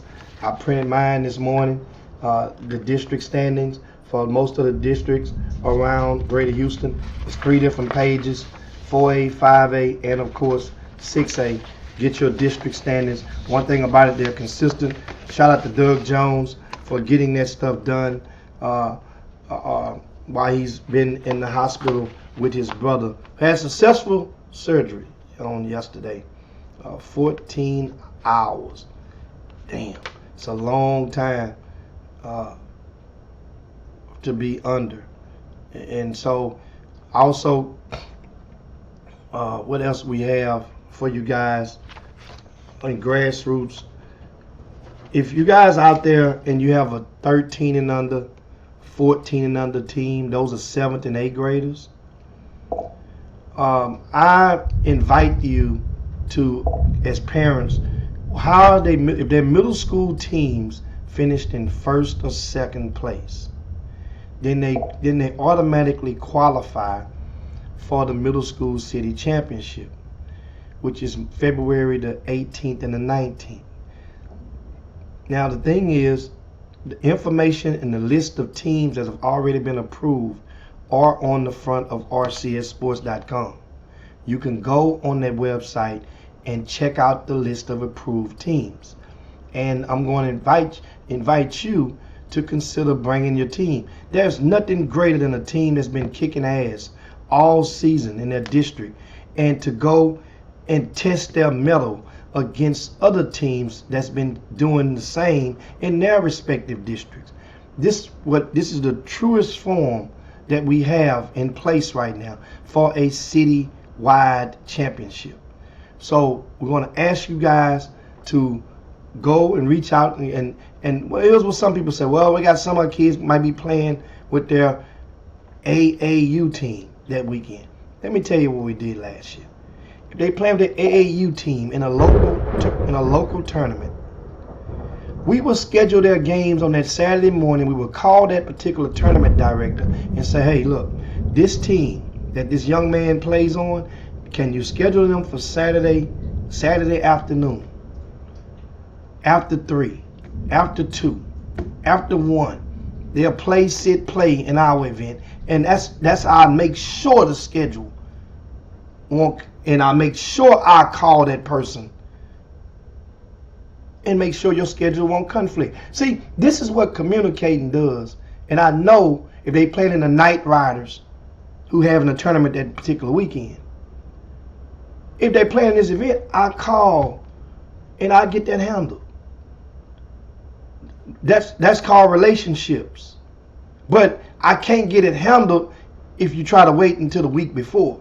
I gotta call it, gotta get it handled with advance notice so that he could be able to have enough time to make sure it's not an inconvenience for him to schedule your sons or your neighbors or cousins AAU team to play and be able to do both.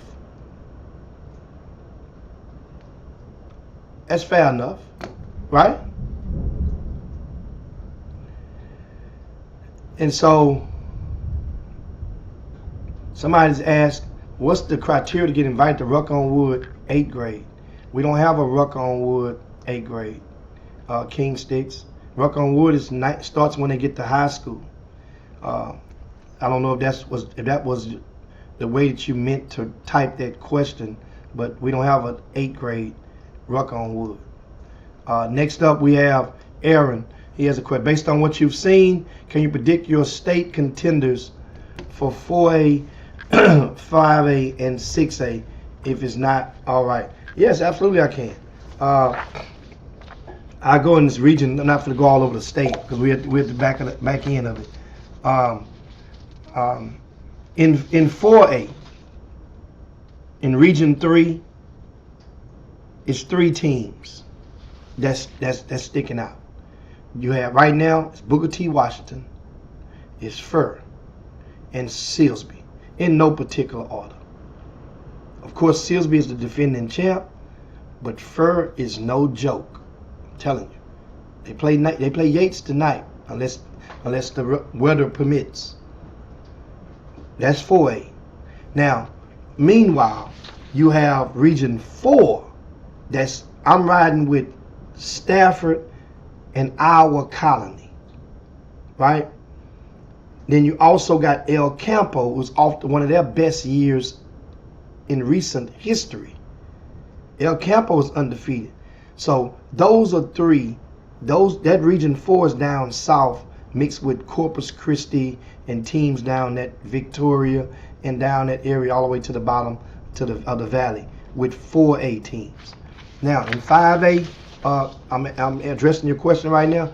I mentioned earlier, Thurgood Marshall is one of the favorite. Killeen is a favorite. Those are the top 2 favorites. Now, other teams around Greater Houston who have the capability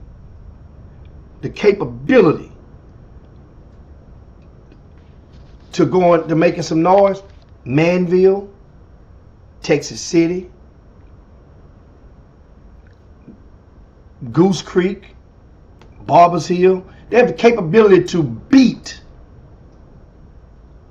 a Thurgood Marshall if they come slipping. But I don't know if they got the capability to win 5 straight games.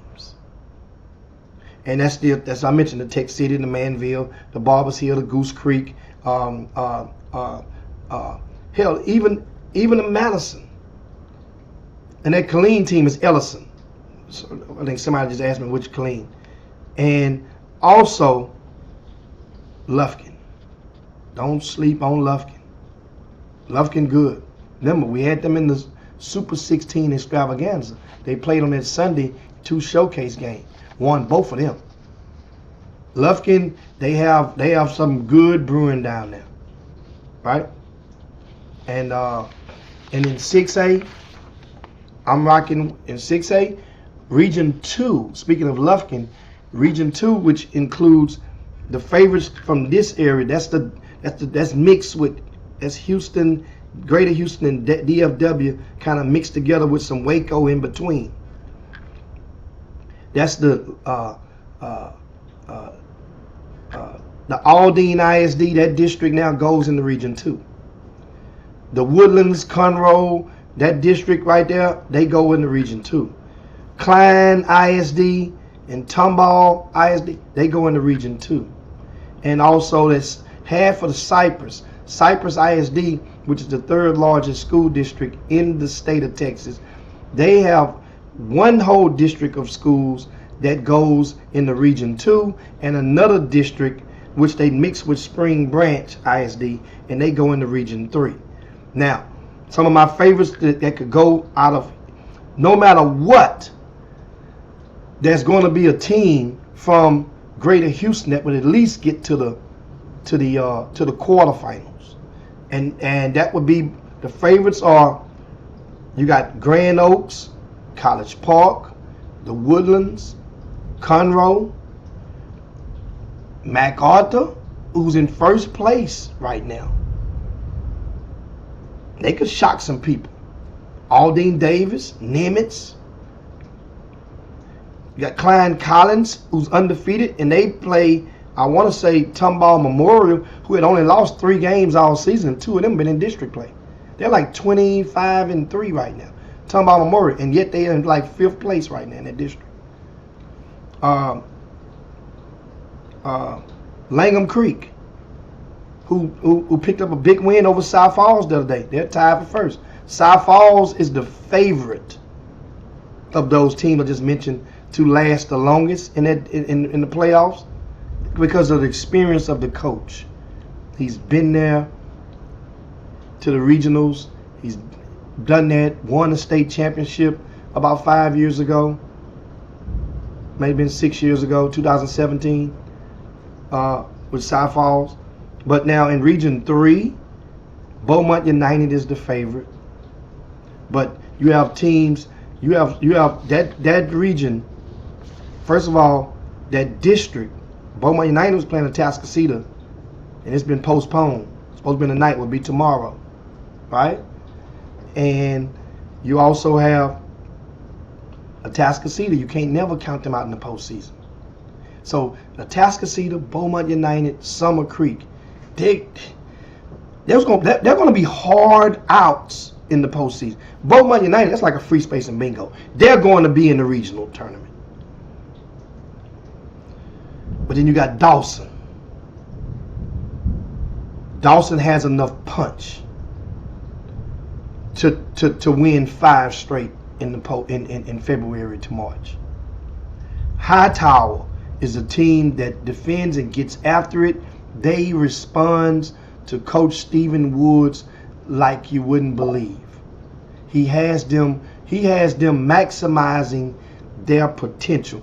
Like what I mean is, if you're driving in a car and that RPM gauge is going all the way over, that RPM gauge is all the way over there.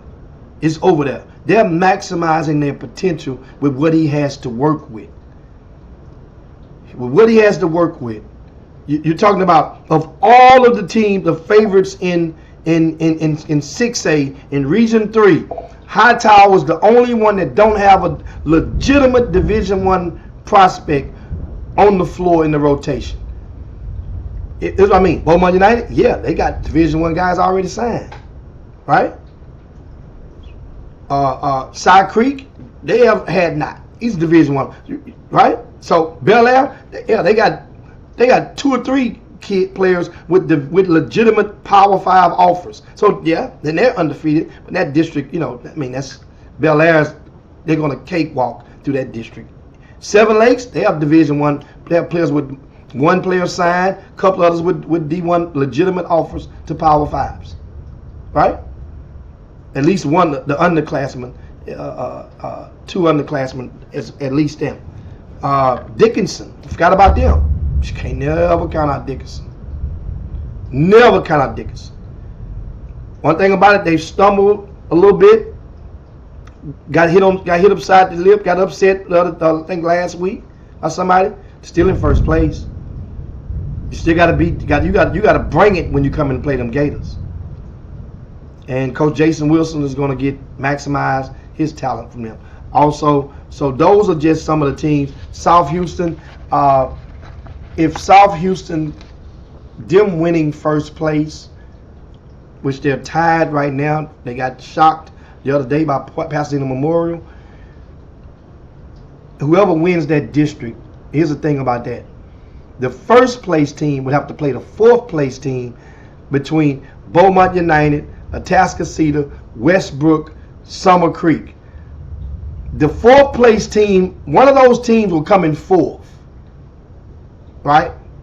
In all likelihood. Yes, North Shore could, Sea King could, but in all likelihood, all signs point towards Summer Creek, Beaumont Westbrook, or even Atascocita. I doubt it, getting 4th place in that district. That team, whichever one it is, will beat the first place team in 22 6A. It is what it is. Now, a couple of years ago,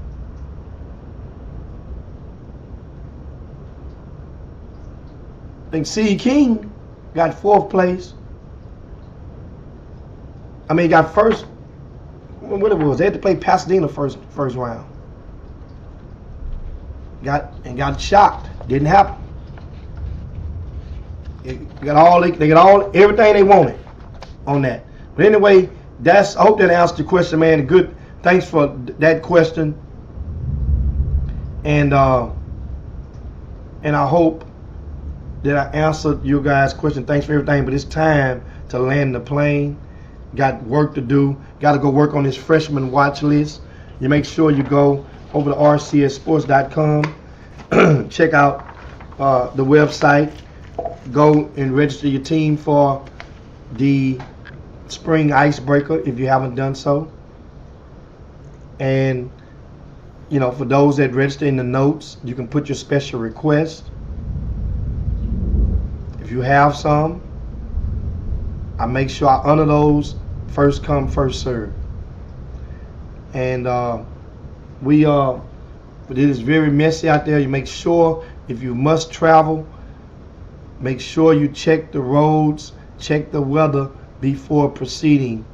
And if you do so, if you're able to, try to drive or transport yourselves in an automobile that is either SUV or truck proportions. But that's pretty much it for today, guys. I want to thank you for keeping it live in the in the Boom Boom Room on the Chop Shop on this day. We right back on tomorrow, Women Rock Wednesday. A lot of these games today, check the website. I'm about to go and update for a lot of these basketball games. This should be updated within the next 45 minutes to let you guys know what time some of these games, or if indeed the HISD games will be played later tonight or tomorrow. But most of everything else is going to be played tomorrow. And King Sticks, the answer to your question about the Rucker on Wood, the 9th graders, you simply have to, it would very much help if that 8th grader right now, if he's good enough for a Rucker on Wood invite, and his middle school team should be in first or second place right now. If they're in first or second place right now, then you ought to go and you can assemble your own team. You don't need permission of the principal or the coach to play in the middle school city championship. I say it again, you do not need their permission. This is a non-scholastic event. If 3 or more parents want their kids to play and they go and get the other ones, and the other ones that don't want to play, guess what? They don't have to play. If I got an 8th grade team, remember, I'll call and get 2 or 3 7th graders to come play with me. If our team finished in that first or second, they qualify. They need uniforms, go get 5 t-shirts, draw some numbers on them. Or in the worst case scenario, which we have done the last 3 or 4 years, we have supplied, we have uniforms to rent. Tops we will give you. I'm not gonna give you bottoms. I ain't gonna tell you to be washing refolding all them bottoms again and putting them in storage. Nah. So I see Kingston say nephew is leading squad Mickey Leland. Well, if they got a middle school team, what place are they in? What's their record? Find out. Put them in. Look at the teams that we have admitted on the front of rcssports.com, and we would get them, a spot. Ain't nothing more powerful than an informed consumer. Remember that. Ain't nothing more powerful, especially than a group of informed consumers. Because now you know what you can save or what you can get done as a collective, cohesive unit. That's what I'm saying. But anyway, guys, time to slide down Dino's back and yabba dabba do this thing on this Tuesday. Share the show on your way out the door. We thank you so much. I want to remind you and give you a look. Let me remind you, for those that just tuned in and you missed it earlier, because on Saturday at 5 p.m., Texas Southern versus Prairie View. The school is back in session for the spring semester. It's going to be jumping, and this is what that atmosphere looked like the last time these two teams played in that very location.